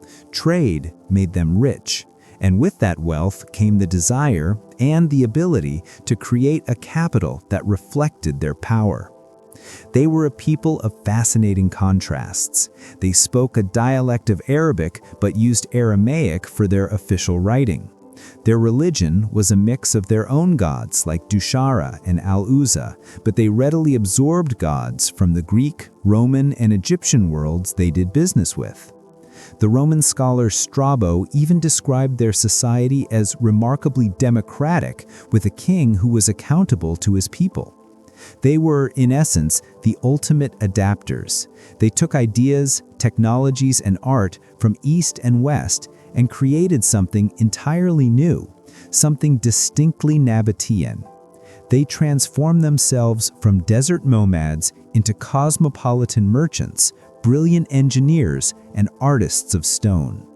The very existence of Petra is a paradox, a bustling city of perhaps 20,000 people, complete with gardens, pools, and fountains, in the middle of a desert that gets only about 6 inches of rain a year. This wasn't a miracle, it was a masterpiece of human ingenuity. The Nabataeans weren't just builders, they were hydraulic engineers of the highest order. Some have even suggested their very name, Nabatu, might mean those who draw water. While that's just a hypothesis, it fits perfectly. They were water wizards. Their control over water was the foundation of everything. Without it, Petra is just a temporary camp. They understood their environment with a scientific precision that's stunning even today. They knew the desert was prone to violent flash floods in the winter. Anyone else would see a threat. The Nabataeans saw an opportunity. They developed a complex strategy to capture, conserve, and distribute every single drop. First, they controlled the floods. They built dams and tunnels to reroute the raging floodwaters away from the city and into giant reservoirs. This not only protected Petra from being washed away, but also captured huge amounts of water that would have otherwise vanished. Second, they harvested the rain. They carved an intricate network of channels directly into the sandstone cliffs, a massive catchment system that funneled rainwater into hundreds of hidden underground cisterns. These cisterns were plastered to be watertight, storing thousands of gallons of water, safe from evaporation and hidden from any potential enemies. Third, they engineered a mind-boggling distribution network. They brought water from distant springs over several kilometers using rock-cut channels and an extensive system of pressurized terracotta pipes. Archaeologists have uncovered a sprawling network of these pipelines stretching for many, many miles in and around Petra. One major pipeline was built at a consistent 4-degree angle, an angle that modern engineers have calculated is optimal for maximizing water flow without putting too much pressure on the pipe joints. How did they achieve that level of precision? That remains a profound mystery. They even built settling basins along the system to purify the water. This was the lifeblood of Petra. It allowed them to create an artificial oasis, and the ability to offer water for a price to thirsty caravans was a massive source of their wealth and power. The heart of Petra wasn't carved from stone, it was built on spice. The incredible wealth that funded this city flowed from the Nabataeans' control over one of the most lucrative trade networks of the ancient world, the incense route. In antiquity, certain substances were worth more than gold, and nothing was more sought after than frankincense and myrrh. These resins, harvested from trees that grew only in southern Arabia and the Horn of Africa, were essential to religious life across the ancient world. From Roman temples to Egyptian burials, the smoke of burning incense was believed to please the gods and purify the dead. Demand was insatiable, and the journey from the source to the market was long and dangerous. This is where the Nabataeans came in. Positioned at a crucial crossroads, they became the indispensable middlemen. At first, they probably just offered protection and guidance to caravans, but over time, they took over, establishing settlements and outposts until they dominated the entire network. By the 1st century BCE, they were the masters of the incense route. Camel caravans, sometimes numbering in the thousands, would journey north from Yemen. Petra was the nexus of this network. Here, the trail split. One branch went west to Gaza for shipment to Rome and Greece. Another went north to Damascus and the markets of Persia. The Nabataeans' control was absolute. They charged tolls on all goods that passed through, which could be as high as 25% of the cargo's value. But they didn't just profit from incense. Their caravans carried spices and silks from India and China, ivory from Africa, and gold from all corners of the known world. Petra became a cosmopolitan hub, a melting pot of cultures, languages, and ideas, all driven by the relentless engine of commerce. They jealously guarded the secret of where the incense came from, creating an aura of mystery that ensured their clients had to go through them. This river of wealth is what allowed them to build their impossible city and carve their dreams into the rock. The reign of King Aratus IV from 9 BC to 40 AD was the absolute peak of the Nabataean kingdom. His title, Philopatris, means lover of his country, and he earned it. For nearly 50 years, he presided over an era of incredible prosperity and architectural ambition. This was Petra's golden age. Under Aratus IV, Petra was a vibrant metropolis. Its population swelled to an estimated 20,000 people. The wealth from the incense trade was poured back into the capital, transforming it into a showpiece. It was during his reign that many of Petra's most iconic monuments were likely built, including the legendary treasury, thought to be his own grand tomb. To walk through Petra in the 1st century AD would have been breathtaking. Beyond the treasury, the street of facades opens up, a canyon-like avenue lined with towering tombs carved into the cliff. Further on, the city's main theater comes into view. Carved by the Nabataeans and later expanded by the Romans, this massive structure could seat thousands. At the heart of the city lay the colonnaded street, the commercial and social spine of Petra. This wide paved avenue would have been lined with shops and markets, crowded with merchants from across the world, the air filled with different languages and the smell of exotic spices. This street led to the city's sacred heart, the Great Temple, a monumental complex, and the Qasr al-Bent, likely the main temple dedicated to the supreme Nabataean god Deshara. And high above it all, after a strenuous climb of 800 rock-cut steps, is Adair, the monastery. Even larger than the treasury, its massive facade is carved into a mountaintop with unbelievable views. Like the treasury, its name is a later invention. It was most likely a temple or tomb dedicated to a deified king. Its remote location suggests it was a site for important religious ceremonies. Aratus IV navigated a complex relationship with the growing power of Rome, sometimes as an ally, sometimes as a rival. He minted his own coins, bearing the proud inscription, King of the Nabataeans, lover of his people, a final testament to his kingdom at its absolute peak. Every empire that borders Rome eventually has its day of reckoning. For centuries, the Nabataeans had skillfully managed their relationship with the superpower, acting as a client kingdom and a vital trade partner. But the tide of history was turning.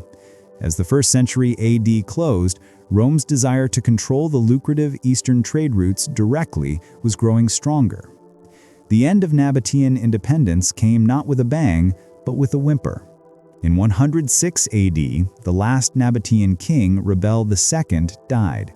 It seems he may have struck a deal with the Romans, leave his kingdom alone during his lifetime, and they could inherit it upon his death. Whether this was a willing concession to the inevitable is unknown. What we do know is that as soon as the king was dead, the Roman Emperor Trajan sent his legions south. The annexation was swift and mostly peaceful. The Nabataeans were simply too interconnected with Rome, too reliant on the trade that flowed into the empire, to mount a hopeless resistance.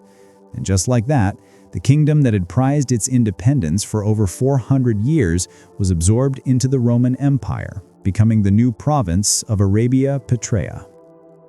For a while, Petra continued to thrive. The Romans, always pragmatic, invested in the city. They expanded the theater and turned the main street into a grand Roman colonnaded street. But a crucial shift had occurred. Petra was no longer a capital. The capital of the new Roman province was moved north to Bostra in modern-day Syria. Petra was still important, but its political heart had been ripped out. Culturally, the city became more Roman, a process that had already begun but now accelerated. The unique civilization that had carved an empire from the desert was now just one part of a much larger world. The Golden Age was over, and the long, slow twilight had begun. The Roman annexation was the beginning of a slow, steady decline. The world was changing, and the caravan routes that were Petra's lifeblood were becoming obsolete. Roman merchants had mastered the monsoon winds of the Indian Ocean, opening up more direct and cheaper sea routes to the east that bypassed the Arabian desert entirely. Trade and wealth were diverted to other cities like Palmyra in Syria. Petra, once the center of the world, found itself on the edge of it. The river of gold that had flowed from the incense trade slowed to a trickle. Then, nature delivered a devastating blow. On May 19, 363 AD, a massive earthquake struck the region. The tremor was catastrophic. In Petra, many freestanding structures were toppled. The colonnaded street was heavily damaged, shops were destroyed, and the city's great temples suffered immense harm. Crucially, the city's vital water management system, the network of dams and pipes, was shattered. The earthquake wasn't a final death blow, but it was a wound from which Petra would never truly recover. Residents rebuilt, but the monumental public life of the city was gone. During the later Byzantine period, Petra became a Christian city, and several tombs, like the Grand Urn tomb, were converted into churches. But the decline was terminal. The population dwindled. As imperial security waned, the remaining trade routes became more dangerous. More earthquakes followed over the centuries, each one taking a further toll. By the time of the early Islamic era in the 7th and 8th centuries, Petra was a ghost town, home only to a few nomadic Bedouins. It seems the final withdrawal was gradual. Archaeologists have found very few valuables left behind, suggesting the last inhabitants simply packed up and moved away as life in the city became impossible. The rose-red city slowly emptied out, its magnificent facades left to the wind and the sand. For more than 600 years, Petra slept. It vanished from maps and from the memory of the Western world, its location a secret closely guarded by the local tribes who lived in its shadow. The city that once welcomed the world now lay hidden and silent. Its rediscovery fell to one man, the Swiss Orientalist Johann Ludwig Burckhardt. In 1812, adopting the name Sheikh Ibrahim, he heard rumors of fantastic ruins near Aaron's tomb. On his way to Cairo, he devised a plan. He hired a guide, claiming he had made a vow to sacrifice a goat at the tomb. The suspicious guide led him through the winding passage of the Sikh. When the canyon walls parted to reveal the treasury, Burckhardt had to show incredible composure, feigning indifference. Any show of excitement would have exposed him as a treasure hunter and likely cost him his life. He quickly took in the ruins, convinced he had found the lost capital of the Nabataeans, sacrificed his goat, and continued his journey, the incredible secret safe with him. Burckhardt's journals, published after his death, electrified Europe. The story of a lost city carved from rock captured the romantic imagination of the world. Today, Petra is a UNESCO World Heritage Site and one of the new 7 wonders of the world. Yet the mystery is deeper than ever, because what we see today is only a fraction of the city. Archaeologists estimate that a staggering 85% of Petra remains buried beneath the sand, with some suggesting that figure is even higher. Entire suburbs, homes, and perhaps more grand tombs lie waiting to be discovered. The story of the Nabataeans is still being written, with each new excavation revealing more about their incredible achievements. Petra is not just a city of the dead, it's a living testament to human ingenuity and the enduring power of a civilization that learned to make the desert bloom. What other wonders, what other secrets lie buried just beneath the rose-red sands? If you want to continue exploring the world's greatest ancient mysteries, be sure to subscribe. The final enduring image of Petra is one of beautiful incompletion, a magnificent city, half revealed and half hidden, leaving us with more questions than answers. It stands as a silent, powerful monument to a kingdom that mastered the desert, commanded the trade of empires, and then, just as mysteriously, vanished back into the sand from which it came. In the vast, sun-drenched plains of southern Turkey, there's a strange hill. It's not a natural hill, but a mound built by human hands, rising 20 meters from the surrounding landscape. For centuries, it was just another feature on the horizon, a silent bump on the earth holding a forgotten story. But beneath its dusty surface lay the ghost of a revolution. This isn't the story of pyramids or of the kings and empires that would follow thousands of years later. This is the story of something far older, far stranger, and in many ways, far more radical. This is the story of Çatalhöyük, one of the very first cities on Earth, and it's a story that challenges everything we think we know about the dawn of civilization. Imagine a city of thousands, so densely packed there were no streets. A city where you didn't walk to your front door, you climbed down a ladder through a hole in the ceiling. Imagine a world where the dead weren't in a distant cemetery, but were buried right under your bed. This isn't science fiction. This was a real place, a thriving metropolis 9,000 years ago. For nearly 2,000 years, a society flourished here in a way that seems almost impossible to us. And then, after 2 millennia of success, they vanished, leaving behind one of the most profound mysteries in human history. In this video, we uncover the secrets of Çatalhöyük and explore the enigma of its groundbreaking society and its eventual, haunting disappearance.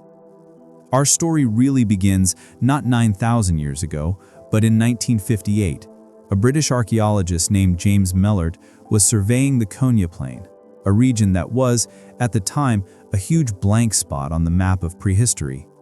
He and his team stumbled upon an unusual double mound known by locals as Çatalhöyük, which means forked mound. Farmers knew it was there, of course, but no one could have dreamed of the sheer scale of what lay buried beneath.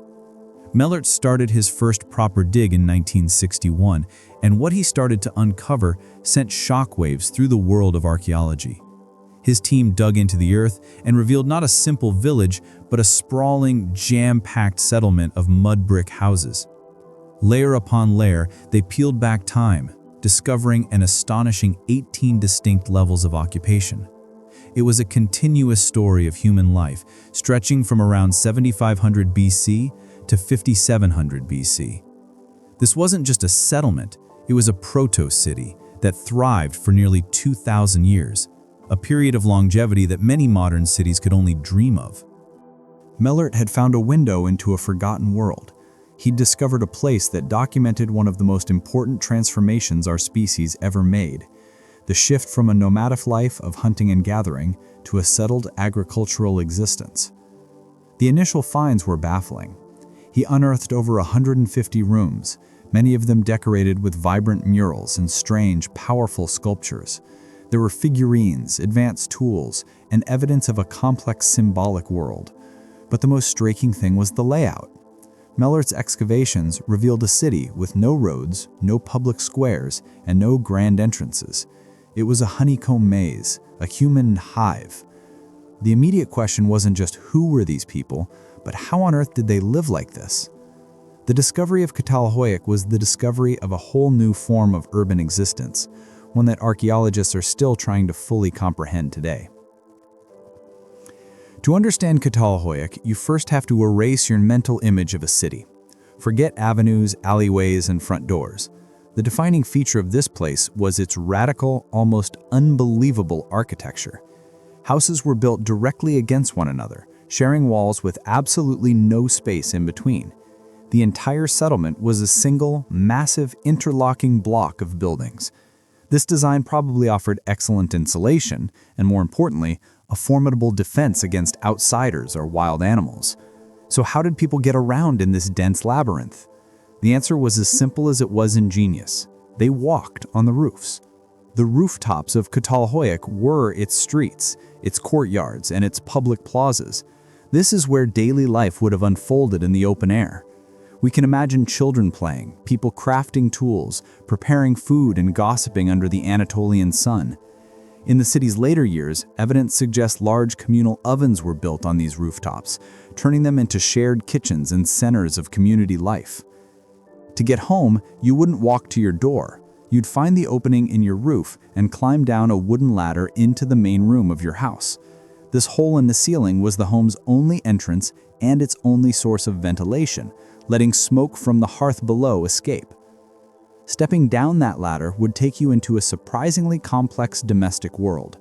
A typical house was a rectangular space made of mud brick, supported by timber posts. Though they varied in size, most followed a consistent layout. They were dominated by a large central room, which was the main living area. On the south side, you would usually find the hearth and oven, strategically placed right below the ladder opening. The rest of the room was filled with raised platforms of different heights, which they used for sleeping, sitting, and other daily tasks. But these interiors weren't drab or primitive. The walls and platforms were meticulously plastered over and over again with a smooth, clean white finish. Some houses had their plaster redone as often as once a month, suggesting that cleanliness and renewal were deeply important parts of their culture. Attached to the main room were smaller side rooms used for storage, the pantries and closets of the Neolithic world. The economy that sustained this city, with a population that may have reached up to 8,000 people at its peak, was a mix of the old and the new. They were pioneers of agriculture, cultivating crops like wheat, barley, and peas. They harvested almonds and pistachios from nearby hills and domesticated sheep and goats. Yet hunting remained a vital part of their diet and their culture. The plains around them teemed with wild animals, and the pursuit of these powerful creatures was a constant theme in their lives. Skeletal analysis shows that the people of Çatalhöyük had a varied and generally healthy diet. But this bustling life of cooking, crafting, and farming was intimately, almost unimaginably intertwined with death, because the most astonishing feature of life in Çatalhöyük was where they put their ancestors. They buried them under the floors of their own homes. Specifically, the dead were interred beneath the very platforms where the living slept and worked. Bodies were often bound tightly in a fetal position and placed in simple graves. This wasn't a practice for a select few, it was the norm. The home wasn't just a space for the living, it was a multi-generational tomb, a place where the line between the past and present was literally erased. Living in Çatalhöyük meant sleeping above your parents, your grandparents, your entire lineage. This constant physical presence of the dead suggests a profound connection to ancestry, a worldview where the departed were never truly gone, but remained integral, foundational members of the household. In some truly remarkable cases, skulls were removed from bodies before burial. These skulls were then covered in plaster, and their features were painted with ochre to recreate a lifelike face. This was a custom seen in other Neolithic sites, a powerful ritual that seemed to preserve the identity, maybe even the spirit of the deceased. These plastered skulls might have been kept in the home, circulated among family, or used in ceremonies before eventually being buried themselves. It all points to a society deeply preoccupied with memory, lineage, and the powerful, unbreakable bond between the living and the dead. Life in this rooftop city was a constant negotiation between the practical needs of a dense urban population and a rich, symbolic world that gave meaning to every part of their existence. The people of Çatalhöyük didn't just build homes, they infused them with meaning. Nearly every excavated house contained some form of decoration, turning these domestic spaces into galleries of Neolithic art and ritual. This wasn't art for art's sake, it was a functional, vital part of their daily lives, a visual language that expressed their beliefs, their fears, and their relationship with the natural world. The most dramatic artworks are the murals painted directly onto the plastered walls. These vibrant paintings give us a breathtaking window into their minds. There are chaotic hunting scenes, with dozens of small human figures surrounding enormous wild bulls and stags. These aren't just simple portrayals of a hunt. They're electric with energy and tension, capturing the danger and communal effort needed to take down such powerful animals. Other walls are covered in intricate geometric patterns, which are strangely reminiscent of the designs found on kilims, the flat woven rugs still famous in Turkey today. Then there are the more mysterious and unsettling images. Perhaps most famously, some murals show large vulture-like birds swooping down over headless human bodies. For a long time, this was interpreted as a grim scene of death and carnage, but what if we've been looking at it all wrong? A different theory suggests this might depict a funerary ritual. It's possible the people of Çatalhöyük practiced excarnation, leaving the bodies of the dead exposed for birds to strip the flesh from the bones before burial. If that's true, these vultures weren't agents of destruction, but of transformation, essential players in the journey from life to ancestry. Beyond the paintings, the walls themselves were sculpted. The most dominant and recurring symbol at Çatalhöyük is the bucranium, the skull and horns of a wild bull. In many houses, entire sets of bull horns were plastered into the walls or set into purpose-built pillars, their sharp points thrusting out into the living space. Often painted with red ochre, these installations were powerful, intimidating focal points. The wild bull or aurochs was clearly an animal of immense importance, likely representing strength, danger, and maybe virility. Their constant presence inside the home suggests a ritual focus on taming, honoring, or perhaps harnessing the raw power of the wild. This symbolic world was also populated by a huge collection of figurines. For decades, Çatalhöyük was famous for its so-called mother goddess figurines. The original excavator, James Mellart, found numerous small statues of full-figured women. The most iconic is the seated woman of Çatalhöyük, a figure showing a large woman on a throne flanked by two felines. Mellart found it in a grain bin and interpreted her as a deity of fertility and agriculture. This theory of a matriarchal society worshipping a single dominant female deity captured the public imagination and defined the site for half a century. However, as excavations continued under a new director, Ian Hodder, a more complex picture began to emerge. The new project, which began in the 1990s, has unearthed thousands of figurines, and they found that while female figurines were common, they weren't dominant. In fact, figurines of animals were the most numerous, and male figures were found in roughly equal numbers to female ones. This discovery challenged the whole mother goddess narrative. The belief system of Çatalhöyük was likely not centered on a single deity, but was a much broader spiritual landscape, populated by powerful animals, male and female figures, and revered ancestors. Some of the most intriguing figurines blur the lines between these categories.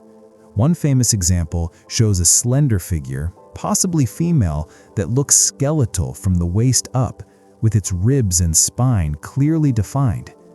Is this a woman transforming into an ancestor? A shaman? A representation of the thin veil between life and death? Like so much at Çatalhöyük, it remains a beautiful and unsettling enigma. What is clear is that this was a society saturated with symbolism. From the paintings on their walls to the sculptures in their homes, the people of Çatalhöyük lived in a world where the physical and the spiritual were inseparable. Perhaps the most radical and endearing mystery of Çatalhöyük is not its art or its architecture, but its social structure. For 2,000 years, this massive community appears to have functioned without any discernible leaders. In all the acres excavated, archaeologists have found no palaces, no grand temples for a priestly class, and no elite administrative buildings. All the houses discovered so far seem to have served a domestic purpose. This is what makes Çatalhöyük so revolutionary. It completely defies our traditional model of what a city is. Historically, urbanization is linked with hierarchy. As populations grow, societies centralize power, creating rulers and administrators who live in grander homes and control resources. But at Çatalhöyük, the evidence points overwhelmingly towards a deeply egalitarian society. The most powerful evidence for this is the striking uniformity of the houses. While there are minor variations in size and decoration, there are no buildings that stand out as belonging to a ruling class. Everyone lived in roughly the same kind of home, accessed in the same way. This suggests wealth and status were not things to be overtly displayed through architecture. This equality appears to have extended to gender roles as well. For a long time, the debate was split between Mellart's idea of a matriarchy and Hodder's proposal of a more generally egalitarian society. But recent, groundbreaking studies are adding a fascinating new layer. Analysis of the bones has shown that men and women had strikingly similar diets and performed similar amounts of physical labor. There's no evidence of one gender having privileged access to better food or being exempt from hard work. Even more compelling evidence has come from recent DNA analysis of the skeletal remains. A landmark study analyzed the DNA of individuals buried beneath the floors and yielded some incredible results. It confirmed that households were primarily organized around maternal lineages. Genetic links were strongest through the female line, suggesting a society where kinship and identity flowed from mother to child. Women were the anchors of the household. This doesn't necessarily mean it was a matriarchy where women held all the power, but it does confirm this was a female-centered social structure. The same DNA research uncovered another clue. When it came to burial gifts, female infants and children received significantly more than their male counterparts. This preferential treatment from the earliest stages of life reinforces the idea that females held an elevated status in the society. This makes Çatalhöyük the oldest known example of a female-centered social organization supported by genetic evidence. However, the DNA also presented another puzzle. While there were clear maternal links, researchers also found that many of the people buried together under the same roof were not biologically related at all. This suggests the household was not just a simple nuclear or extended family. It was a more complex and flexible social unit, a group bound by shared work, shared rituals, and shared living space, where chosen family was just as important as biological ties. So how did a city of this size manage itself for 2,000 years without kings or a formal government? It likely relied on a delicate balance of communal cooperation and strong social norms. Decisions may have been made collectively. Social order may have been maintained not by force, but by the powerful pressure of community expectation. In this sense, Çatalhöyük can be seen as a grand, long-running experiment in urban living, one founded on principles of equality and communalism that stand in stark contrast to the hierarchical civilizations that would follow. It forces us to ask a fundamental question: is inequality an inevitable consequence of civilization, or was there another path? For 2 millennia, the people of Çatalhöyük proved that there was. For 2,000 years, the city on the Konya Plain thrived. It was an unparalleled success story, a testament to human ingenuity and social innovation. And then, around 5700 BCE, it was abandoned. The rooftops fell silent, the hearths grew cold, and the honeycomb city was slowly buried by time. The ultimate question that hangs over Çatalhöyük is, why? Why, after such a long and successful history, did its people walk away? There is no single, simple answer, but archaeologists have pieced together a compelling picture of interconnected pressures that likely led to the city's gradual decline. It wasn't a sudden cataclysm, but a slow, painful unraveling. One of the most significant factors appears to have been environmental change. Over the centuries, the climate in the Middle East became progressively drier. For a society so dependent on agriculture, this would have been a slow-motion catastrophe. Dwindling water resources would have made farming increasingly difficult, leading to food shortages and placing immense strain on the population. At the same time, the very success of Çatalhöyük may have created its own problems. A peak population living in such extreme proximity would have faced major challenges with sanitation and hygiene. Bioarchaeological studies have found that residents suffered from a high rate of infectious diseases, a direct result of the crowded conditions. Life inside the dense, poorly ventilated homes, combined with the difficulty of waste disposal, would have created a perfect breeding ground for pathogens. There is also disturbing evidence that life in the dense city was becoming more violent. Analysis of skulls has revealed that a significant number of residents, over a quarter in one sample, had healed head fractures. The shape of the wounds suggests they were caused by hard, round objects, and curiously, clay balls of just the right size and shape have been found at the site.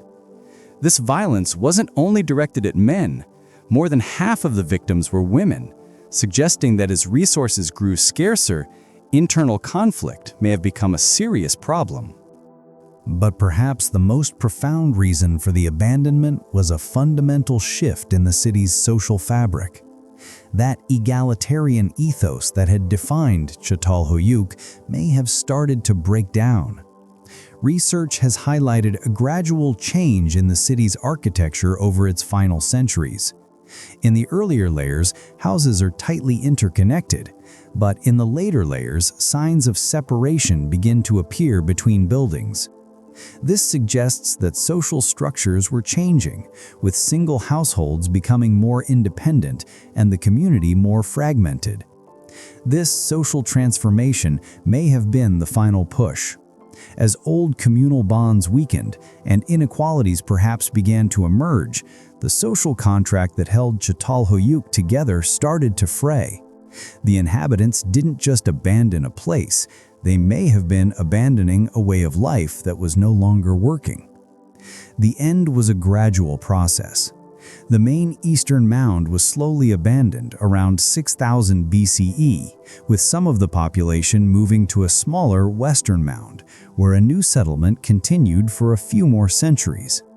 But this new settlement was different. The culture, the pottery, the very organization of society had changed. The grand experiment was over. Finally, around 5700 BCE, the western mound was also abandoned, and the site fell silent for millennia. Today, Çatalhöyük is a protected UNESCO World Heritage Site, recognized for its outstanding value to human history. Shelters now cover the main excavation areas, protecting the fragile mud brick walls from the elements. But the true legacy of Çatalhöyük isn't in its crumbling walls, but in the profound questions it forces us to ask about ourselves. Çatalhöyük fundamentally challenges our definition of a city. It proves that urbanism, gathering large numbers of people in one place, does not automatically lead to the kind of social hierarchy we see in nearly every other ancient civilization. For 2,000 years, this was a city without a citadel, a community without a king. It represents an alternative path of human social development, one based on equality, communal living, and a deep symbolic connection to home and ancestry. It serves as a powerful mirror to our own time.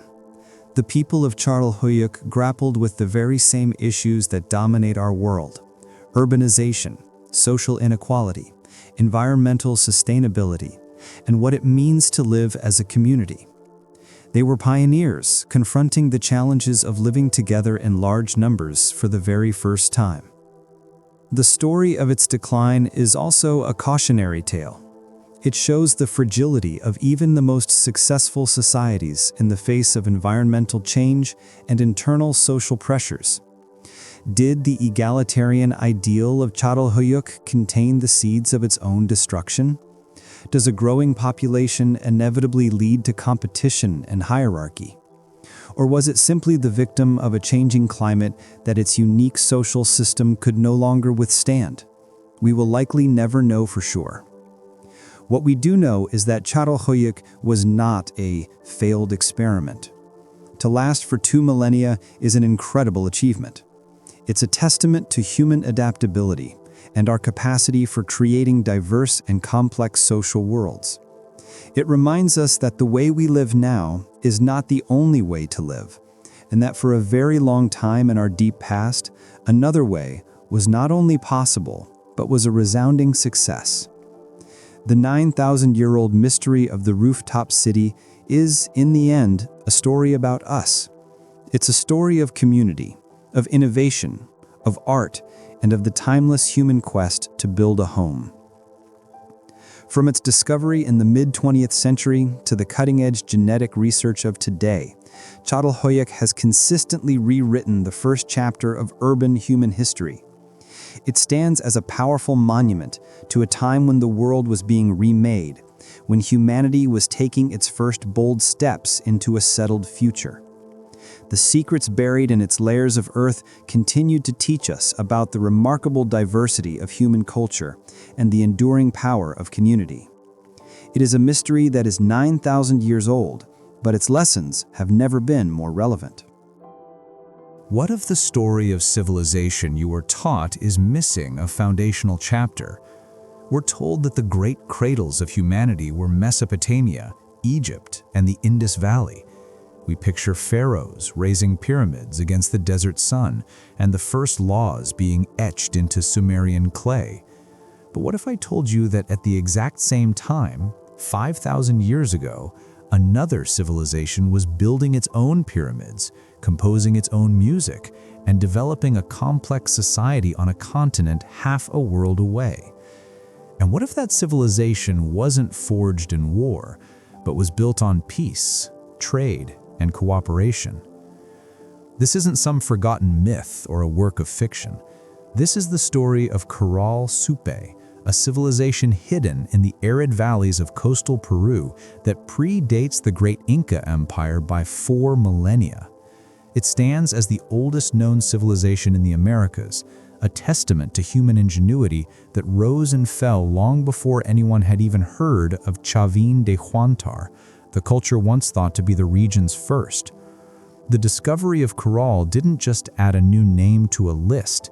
It shattered our timeline of the ancient Americas and forced us to rewrite the first chapter of its history. For thousands of years, its pyramids lay hidden in plain sight, dismissed as natural hills in a barren landscape.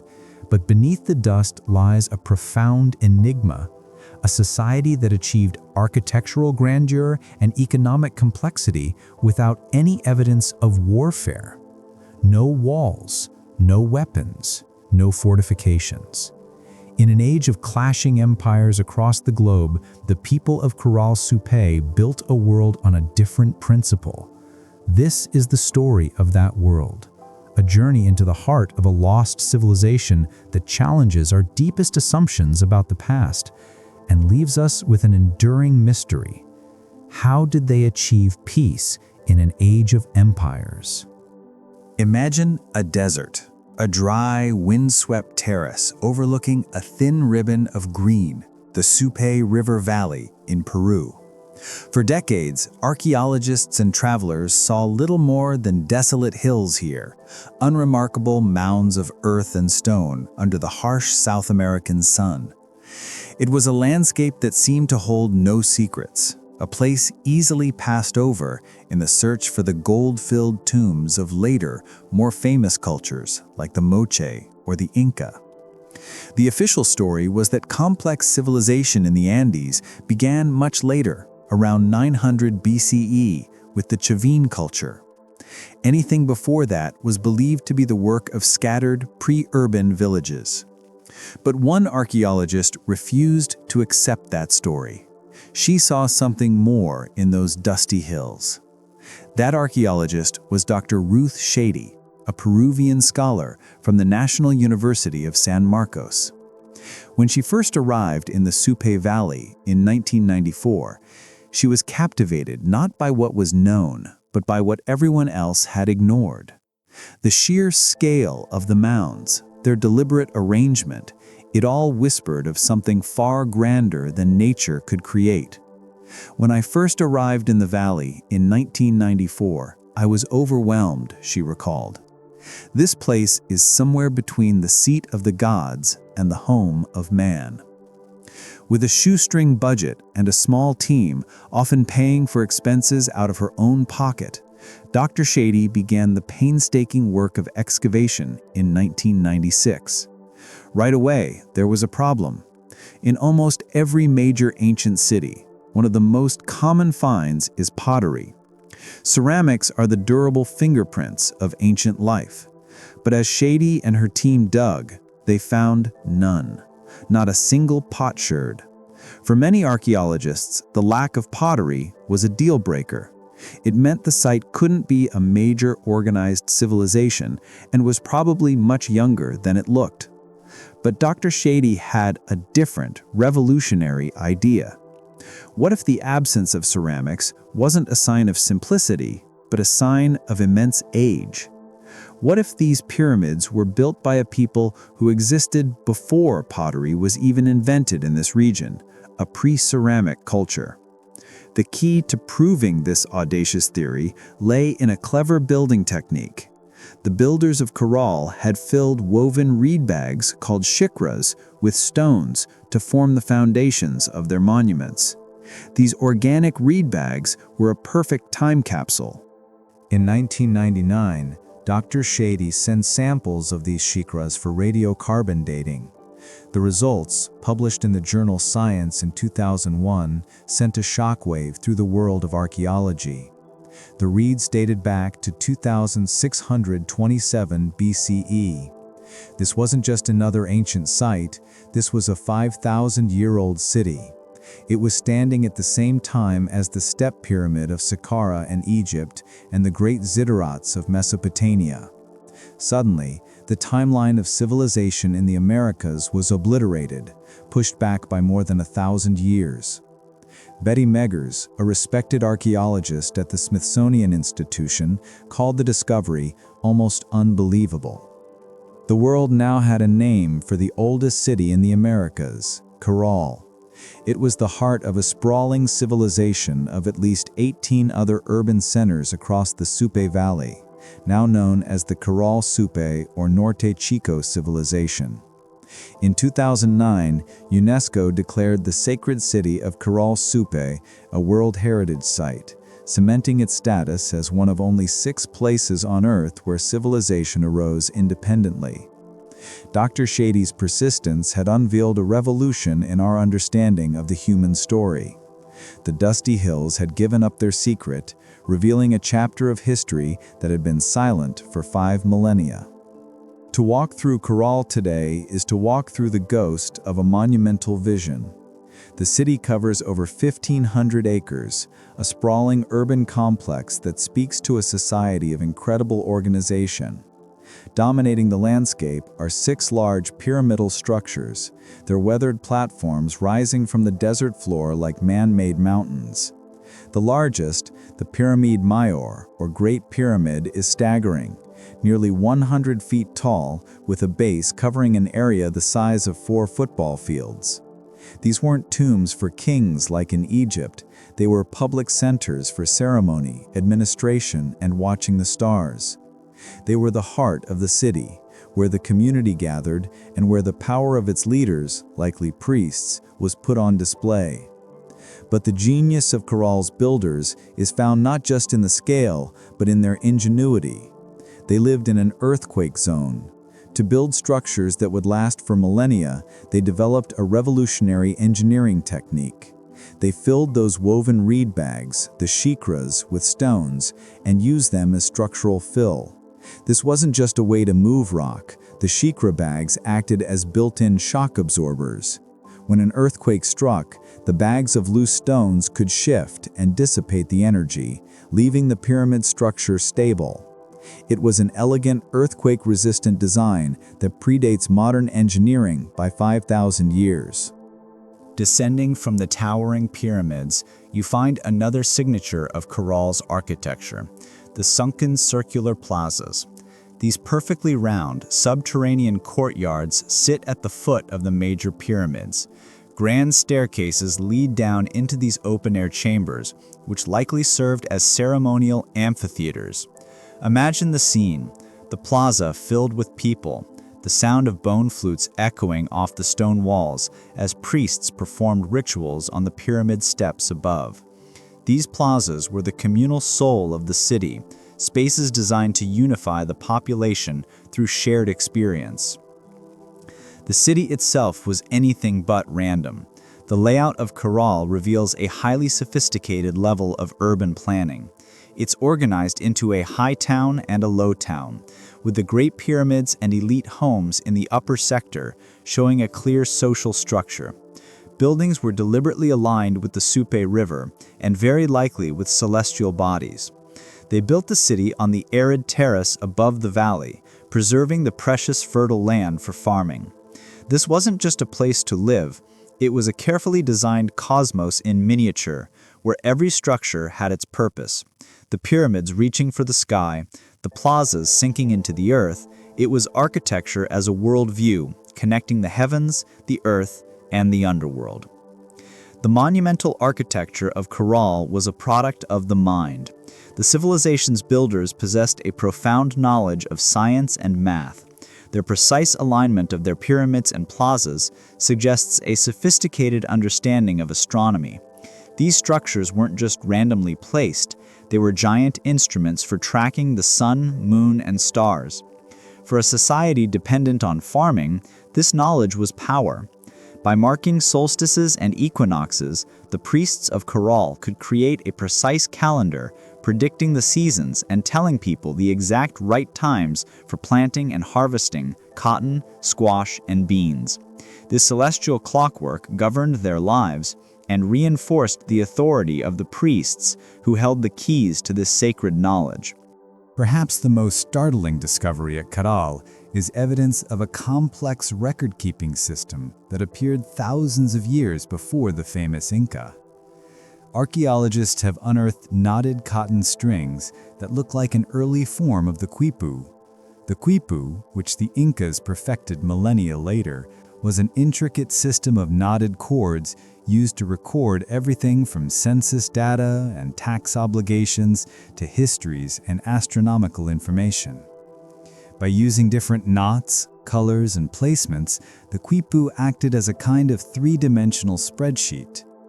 Finding a precursor to this at Caral is revolutionary. It suggests that 5,000 years ago, the people here were already developing a method for storing complex information, a vital tool for running a large society with an extensive trade network.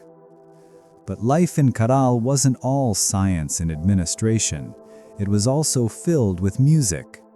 In one of the ceremonial amphitheaters, archaeologists found an incredible collection of 32 flutes, exquisitely crafted from the bones of condors and pelicans, alongside 37 cornets made from the bones of llamas and deer.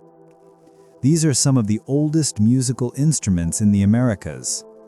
The choice of bones was likely symbolic. Condors soared through the heavens, while pelicans connected the land and sea. Imagine the ethereal sounds these flutes would have made, echoing through the sunken plazas during sacred ceremonies. Music was clearly central to their religious and social life. While they lacked the pottery of later cultures, the people of Caral expressed their creativity through sound, weaving, and intricate basketry. The mind of Caral was one of order, observation, and artistry, capable of both tracking the stars and composing music that still resonates with us across 5,000 years. So how did Caral become a magnificent city of pyramids in the middle of a desert? The answer isn't conquest, but commerce. The civilization's power was built on a sophisticated and extensive trade network, an economic engine driven by a simple but brilliant model, often summarized as cotton for fish. The inland city of Caral and other valley sites specialized in agriculture. By developing irrigation canals to divert water from the river, they grew large quantities of high-quality cotton, their most valuable commodity, as well as gourds and beans. Meanwhile, about 14 miles away on the Pacific coast were fishing settlements like Hospital. The waters off Peru are some of the richest in the world, and the people of Hospital harvested vast quantities of anchovies and sardines. Instead of one group conquering the other, they formed a partnership. The farmers of Caral traded their cotton and gourds with the coastal fishermen. The fishermen needed the cotton to make strong, durable nets, which were far more effective than simple fishing lines. The gourds were used as floats for these nets. In return, the inland population at Caral received a steady supply of dried fish, a crucial source of protein that allowed their large city to thrive. This peaceful exchange was the backbone of the entire civilization. It was a system where cooperation was simply more profitable than conflict. This network wasn't just local. At Caral, excavators have found spondylus shells, which could only have come from the warm waters of modern-day Ecuador. They've found beads and pendants made from materials sourced from the high Andes. Even more remarkably, they've uncovered traces of plants and even carvings of monkeys, indicating contact that stretched all the way to the Amazon rainforest, hundreds of miles away. This far-reaching trade brought not only goods, but also ideas, connecting the people of Caral to a vast and diverse world. This economic model shaped their society. It was clearly hierarchical, with large elite homes for the rulers and more modest quarters for workers. This social order was likely managed by a priestly elite who oversaw religious ceremonies, managed the distribution of goods, and maintained the all-important calendar. But unlike in other ancient civilizations, this hierarchy doesn't seem to have been enforced by soldiers. Their authority seems to have stemmed from their role as mediators with the gods and as managers of this complex, peaceful economy. The engine of Caral wasn't the chariot, but the trade caravan, its strength measured not in battalions, but in bales of cotton and baskets of fish.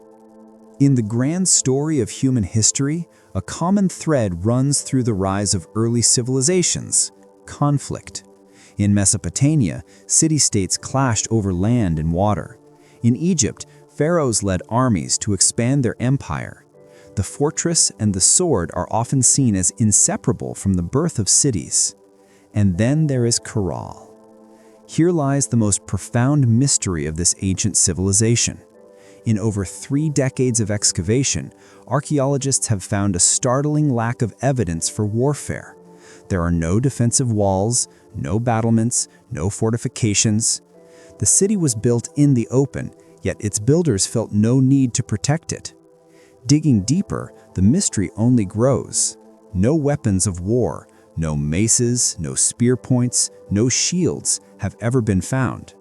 The human remains show no signs of violent death, and there are no artistic depictions of combat, prisoners, or conquest, which are common themes in the art of later Andean cultures. By all available evidence, the Caral-Supe civilization flourished for over 1,200 years as an astonishingly peaceful society. This fact fundamentally challenges the long-held theory that war is a necessary ingredient for creating states and empires. Caral suggests there was another way. But how? How did a society achieve such complexity and build such monuments in a state of apparent peace? This remains one of the greatest enigmas in archaeology. One idea is that their geography, tucked into narrow river valleys between the vast Pacific and the towering Andes, may have insulated them from threats. But their extensive trade networks show they were far from isolated.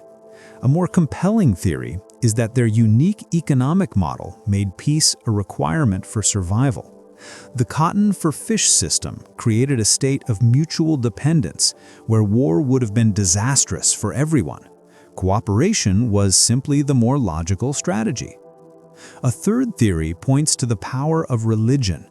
The monumental pyramids suggest Caral was a highly theocratic society, governed by priests who maintained social order through powerful unifying rituals. It's possible that their religion, perhaps centered on an early version of the staff god, a deity associated with cosmic harmony, channeled society's energies into communal construction projects rather than warfare. Perhaps building a pyramid for the gods replaced serving in an army. What does Caral teach us about ourselves? Does it prove that the impulse for war isn't as innate as we often assume? Could it be that for over a millennium, thousands of people in the Americas chose cooperation over conflict, building a civilization not on the spoils of war, but on the fruits of peace? The silence of Caral on the matter of violence is deafening. It stands as a 5,000-year-old question mark, a mysterious and hopeful counter-narrative to the bloody epic of human civilization, forcing us to wonder if, at the dawn of it all, humanity experimented with a different way of being, a way we have long since forgotten. For more than 1,000 years, Caral thrived, and then, around 1800 BCE, it began to fade. The Great Pyramids were abandoned, the bustling plazas fell silent, and the cities slowly emptied. But the end of Caral wasn't a dramatic, fiery collapse. There's no evidence of invasion or civil war. Instead, it seems Caral simply withered away, its demise as quiet and mysterious as its existence. The leading theory points to a powerful culprit: climate change. The delicate balance that sustained Caral society was entirely dependent on a stable environment. Their farming relied on predictable water flow from the Supe River, and their fishing relied on the rich Pacific currents. Around 4,000 years ago, that stability was shattered. Evidence suggests the region was hit by a series of severe, prolonged droughts. The rivers that fed their irrigation canals would have dried up, causing catastrophic crop failures. The cotton fields that were the foundation of their economy would have turned to dust. At the same time, this period was likely punctuated by powerful El Niño events, which would have brought devastating floods, washing away fields, followed by changes in ocean temperatures that would have decimated fish populations. This 1-2 punch of drought and flood would have been devastating. The economic engine of cotton for fish would have ground to a halt. The authority of the priestly rulers, whose power was based on their ability to mediate with the gods and ensure prosperity, would have crumbled as they failed to end the famines. In fact, friezes found at Vichama, a nearby site from the era of decline, hauntingly depict emaciated figures with empty stomachs, an artistic record of this period of starvation. Faced with this crisis, the people of Caral did what humans have always done. They left. It wasn't a single mass exodus, but a gradual abandonment over generations. People moved away from the monumental cities, likely migrating to more fertile areas, taking their knowledge with them. They buried some of their ceremonial structures, as if to respectfully put their world to sleep before they departed. The end of Caral, therefore, wasn't a violent death, but a slow surrender to the overwhelming forces of nature, a poignant reminder that even the most innovative civilizations are ultimately at the mercy of their planet. The abandonment of Caral was not the end of the story. It was the beginning of a new one. The people of Caral-Supe didn't just vanish. They dispersed, carrying with them a powerful cultural inheritance that would plant the seeds for all future Andean civilizations. Dr. Ruth Shady calls Caral a mother culture, cultura matriz, the source from which the great traditions of the Andes flowed. For the next 4,000 years, its innovations would be echoed in the empires that followed, all the way up to the Inca. Caral's architectural blueprint became a template. The concept of massive platform pyramids, sunken circular plazas, and U-shaped temples became defining features of later cultures like Chavin, and eventually influenced the sacred designs of the Inca. The urban planning seen at Caral became the standard layout for Andean cities for millennia. The intellectual achievements of Caral also endured. The quipu, the knotted string recording system found in its earliest form at Caral, continued to evolve, becoming the primary administrative tool of the vast Inca Empire thousands of years later. Even their religious ideas appear to have persisted. The staff god, a deity seen in fragments from the Caral era holding a staff in each hand, becomes one of the most important gods in the Andes, worshipped by cultures like the Tiahuanaco and Wari centuries later. This suggests that Caral's core beliefs were passed down, forming the bedrock of Andean spirituality. And that economic model of different zones specializing in different products, farmers here, fishermen there, herders in the highlands, all connected by trade, became the defining principle of the Andean economy. This system, which the Incas perfected, had its roots in the simple, peaceful exchange of cotton for fish that began in the Supe Valley 5,000 years ago. In essence, Caral provided the cultural DNA for Andean civilization. It was the original source of the architectural forms, technologies, religious symbols, and social structures that would come to define the region. When we look at the magnificent ruins of Machu Picchu or the sprawling city of Chan Chan, we are seeing the distant echoes of Caral. The mother culture may have faded, but her children went on to build empires. From the dusty hills of the Supe Valley, the story of Caral-Supe has emerged to rewrite our understanding of the ancient world. It's a civilization of startling dualities, a society that achieved monumental grandeur in a barren desert and a complex urban culture that thrived for over a millennium, apparently without war. It is a testament to a different way of doing things, a path founded on cooperation, trade, and a profound respect for the natural world. Caral is more than just the oldest civilization in the Americas. It is one of the world's original cradles of civilization, a place where humanity took a giant leap forward on its own. Its decline, driven by climate change, is a cautionary tale that resonates powerfully today. And its legacy, as the mother culture of the Andes, shows how the echoes of a great civilization can reverberate through thousands of years. But at its heart, Caral remains an enigma. The quiet plazas and silent pyramids hold their deepest secrets close. How did they truly maintain peace for so long? What were their beliefs and social contracts that held their world together? As archaeologists continue to sift through the sands of time, each new discovery adds another piece to the puzzle, reminding us that there is always more to learn. Caral teaches us that the story of humanity is much richer and more varied than we ever imagined, and that some of its most inspiring chapters are still waiting to be uncovered. What if I told you there's a lost world, a European heartland larger than some countries, now buried beneath the waves? This isn't a myth. This isn't Atlantis. This was Doggerland, a real place, home to our ancestors. Mainstream science long believed it vanished gradually, but what if that's not the whole story?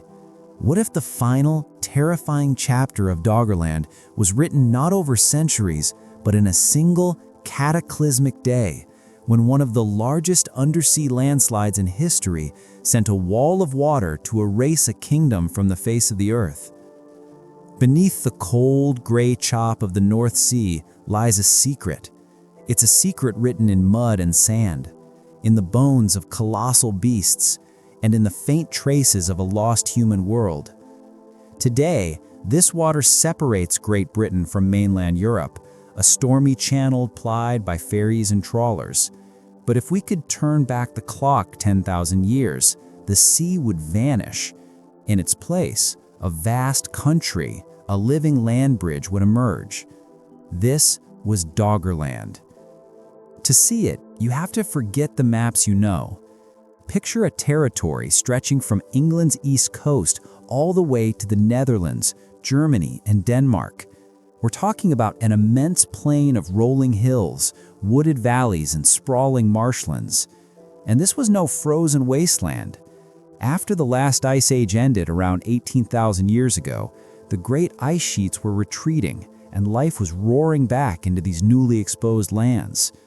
Doggerland was the heart of this resurrected continent.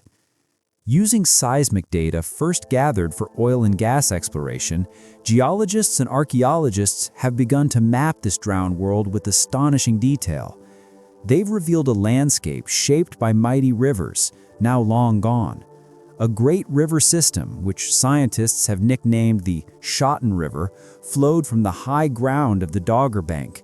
This river, joined by ancient versions of the Thames and the Rhine, didn't empty into the North Sea we know, but flowed west into a massive waterway in what's now the English Channel, before finally reaching the Atlantic. This land was a mosaic of rich environments. The coastlines were fringed with lagoons and salt marshes teeming with birds and shellfish. Inland, primordial forests of birch, pine, and oak stretched to the horizon. And these woods were not silent. Environmental DNA, pulled from deep sediment cores, tiny genetic ghosts preserved for millennia, tells us the land was roamed by bears, wild boar, and the majestic aurochs, enormous wild cattle. Herds of deer and reindeer migrated across the plains. But even they were dwarfed by the true giants of this age. The last woolly mammoths and woolly rhinos still stalked these lands, their bones and massive teeth occasionally dragged up in fishing nets centuries later, shocking the fishermen who found them. For the animal life of post-glacial Europe, Doggerland wasn't just a home, it was a superhighway.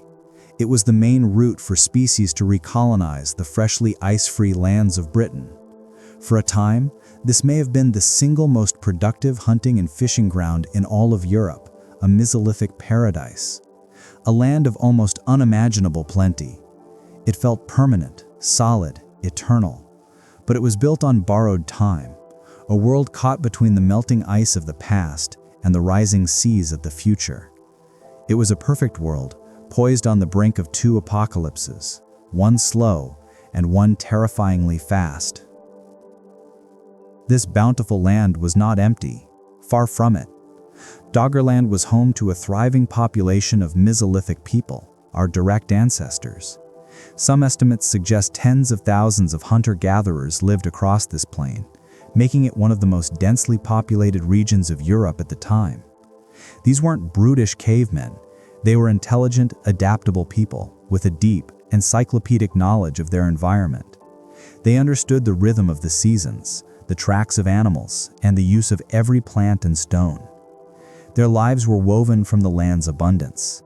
The sheer richness of Doggerland may have allowed them to be less nomadic than other hunter-gatherer groups, establishing semi-permanent settlements near rivers and lakes. Analysis of human bones recovered from the seafloor reveals a diet rich in land animals and freshwater fish, but surprisingly little from the sea, suggesting they were a people focused on the inland plains. Their story is being pieced together from incredible clues, objects lost for millennia and rediscovered by pure chance. It began in 1931, when the crew of the trawler Colinda hauled in their nets and found a strange clump of peat. Inside was a beautifully carved antler point with a row of vicious barbs, a Mesolithic harpoon. It was the first tangible proof of a lost culture beneath the waves. Since then, over 2,000 objects have been found, each a piece of a giant puzzle. Fishing nets have brought up stone hammerstones and elegant spear points of bone and antler. An exhibition in the Netherlands displayed a fragment of a Neanderthal skull whose diet of meat could still be detected in his ancient bones. Another find is a deer bone with a flint arrowhead still lodged inside it, a frozen moment from a hunt thousands of years ago. Perhaps most remarkable is the discovery of a sophisticated adhesive, birch tar pitch, on a Neanderthal tool, a substance that requires a complex, multi-stage production process, speaking volumes about the cognitive abilities of Doggerland's earliest inhabitants. These artifacts are more than just tools, they're windows into a lost culture. Some human skull fragments show cut marks that hint not at violence, but at careful burial rituals. On other bones, archaeologists have found mysterious engraved zigzag patterns. Were they calendars, maps, or simply the birth of art in a world without writing? We can only speculate, but they are a powerful reminder that these were people with complex inner lives. Through these artifacts, we can begin to imagine their world. Small communities around crackling fires, the air filled with wood smoke and roasting meat, the sounds of children playing and the chipping of flint as tools were made. These people were masters of their domain. They had no idea their entire world was living on a geological knife edge and that the forces that would destroy it were already in motion. The first end for Doggerland was not a bang, but a long, slow whisper. It was an apocalypse in slow motion, a process so gradual it would have been imperceptible from one generation to the next. The very force that created this fertile land, the end of the Ice Age, was now coming to reclaim it. For thousands of years, colossal ice sheets had locked up a staggering amount of the world's water, dropping global sea levels by as much as 120 meters. Doggerland was land that rightfully belonged to the sea, temporarily exposed by a quirk of the climate. But as the planet warmed, the ice began to melt. This wasn't a steady process, but the trend was clear. The oceans were rising. The water that was once ice over continents was flowing back, and Doggerland was on the front line. The distant coastline began to creep inland. Low-lying areas became seasonal wetlands, then permanent salt marshes. Rivers that once flowed for miles became wide, tidal estuaries. For the people of Doggerland, this was a manageable change. They were adaptable. A camp used for generations might become too marshy, so the community would simply move a few miles inland to higher ground. Their world was shrinking, but slowly enough to adjust. What was once a vast plain was becoming a series of smaller valleys separated by tidal creeks. The land was fracturing. Then, around 6500 BCE, a critical threshold was crossed. The sea finally breached the chalk ridge that had connected southern Britain to France for millennia, the Weald Artois anticline. The English Channel flooded, and Britain, for the first time in tens of thousands of years, became an island. Doggerland was now trapped. No longer a land bridge, it was a collection of large, low-lying islands in a new sea. The largest remaining landmass was the Dogger Bank, once the Central Highlands, now a final refuge. Life here would have been different. The inhabitants were now true islanders, their world defined by the encroaching water. They could see their world shrinking with each passing generation. For a long time, archaeologists believed this slow inundation was the whole story. But we now know that's not true. While the people of Doggerland contended with this slow-motion catastrophe, a far more violent threat was building, a geological time bomb waiting to go off. The slow drowning of Doggerland was about to be overtaken by a final, brutal cataclysm. While the people of Doggerland adapted to their shrinking islands, a silent pressure was building far to the northeast, deep beneath the Norwegian Sea. Here, on the edge of the continental shelf, the stage was being set for the Storega Slide, a name that in Norwegian means the Great Edge. To understand what happened, we have to look back to the Ice Age again. For millennia, glaciers had pushed trillions of tons of rock, gravel, and mud out to sea, depositing it in massive, unstable layers on the continental shelf. But as the ice retreated, the land beneath it, freed from the crushing weight, began to rebound upwards, creating seismic instability. Even more critically, the warming waters began to mess with the sediment itself. Trapped deep in the seabed were vast quantities of methane hydrates, ice-like substances that are stable under intense cold and pressure. But if the temperature rises or pressure drops, they can convert from a solid to a gas with explosive force. It's a chemical bomb waiting for a trigger. Around 6200 BCE, that trigger came, most likely an earthquake. The tremor, possibly amplified by the explosive release of methane gas, caused the unstable slope to fail. An area of the seafloor approximately 290 kilometers, 180 miles long, suddenly gave way. A slab of earth with a volume of around 3,500 cubic kilometers, a massive debris large enough to cover the entire nation of Iceland, under 34 meters of rock, collapsed into the deep ocean basin. As this colossal mass of earth plunged downwards, it was like dropping a mountain into the sea. It instantly displaced a biblical volume of water, generating not a normal wave, but a tsunami. And it wasn't just one.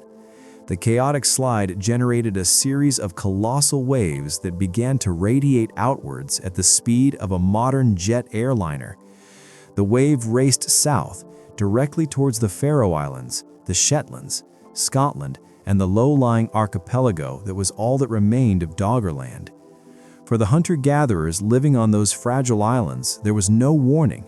There was no understanding of plate tectonics or methane hydrates. There was only the sky, the land, and the sea was about to betray them in the most terrifying way imaginable. The great edge had collapsed, and a wall of water was coming. The cataclysm would have started with an unusual stillness.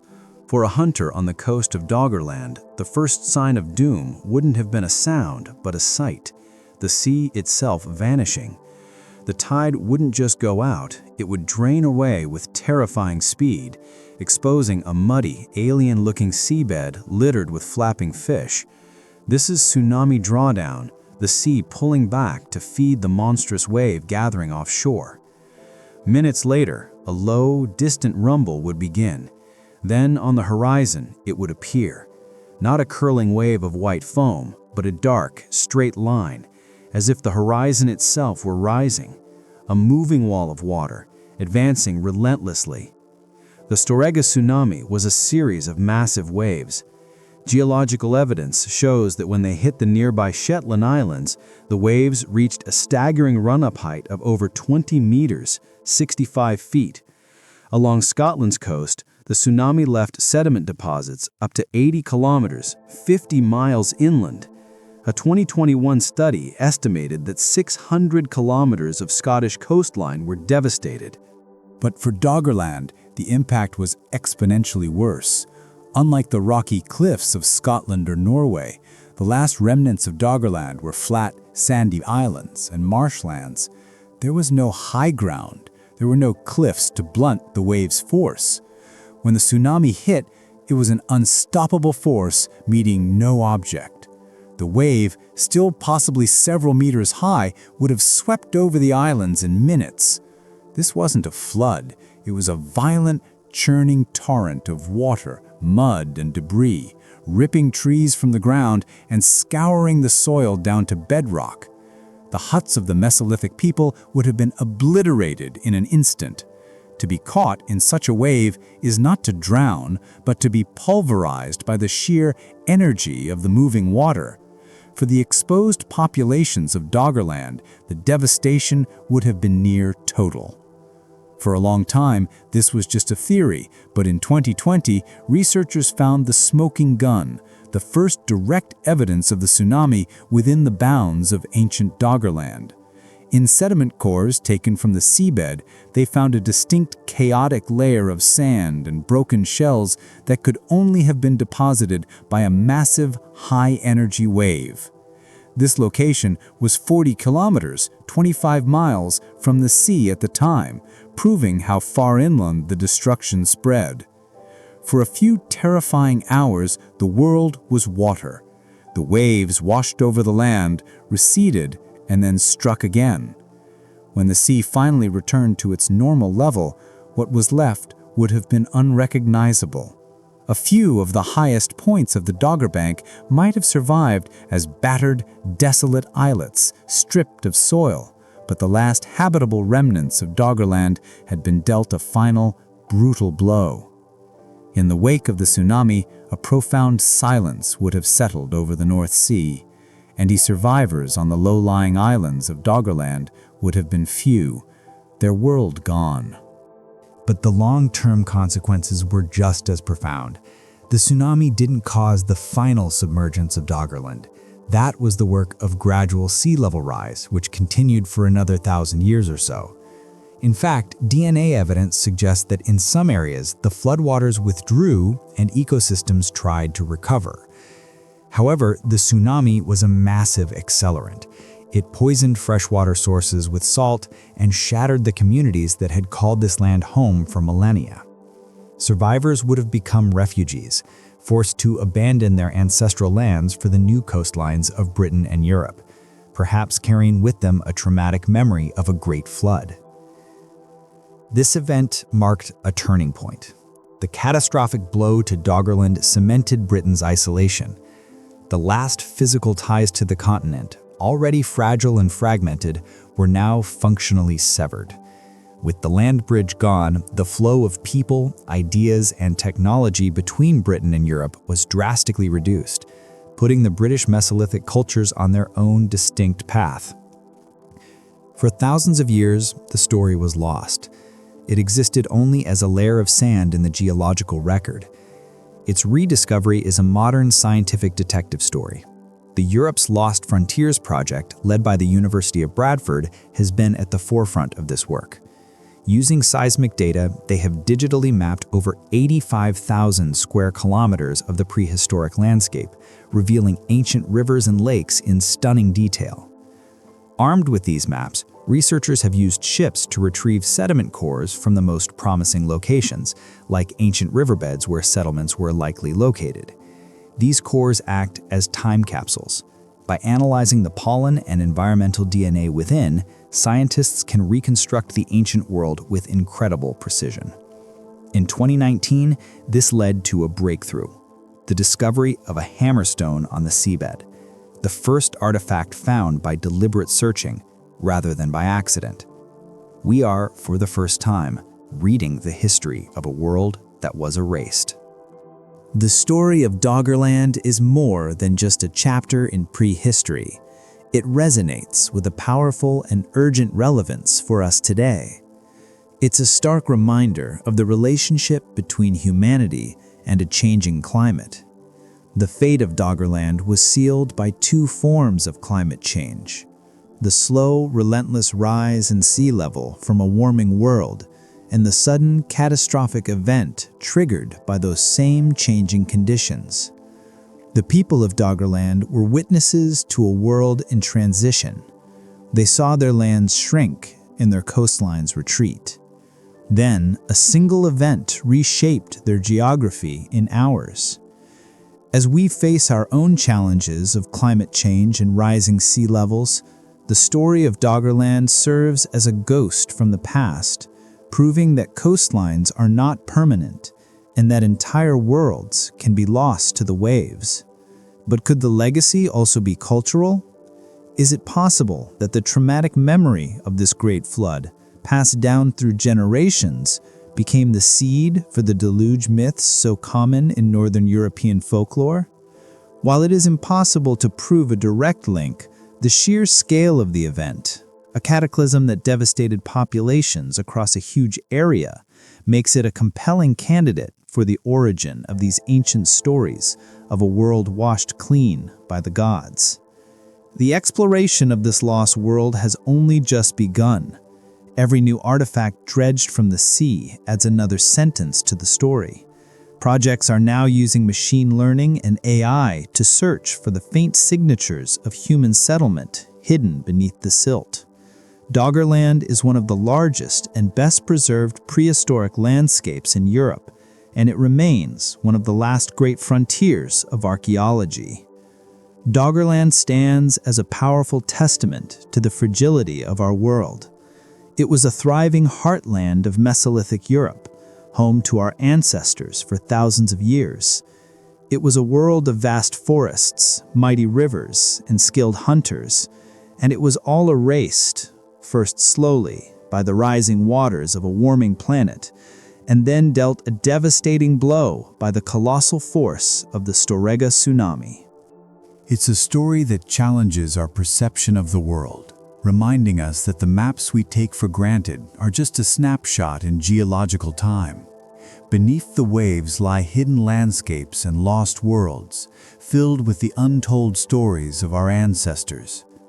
The tale of Doggerland is an epic of life, loss, and survival, a profound reminder that we live at the mercy of immense natural forces, and that even the most permanent-seeming paradise can be reclaimed by the sea.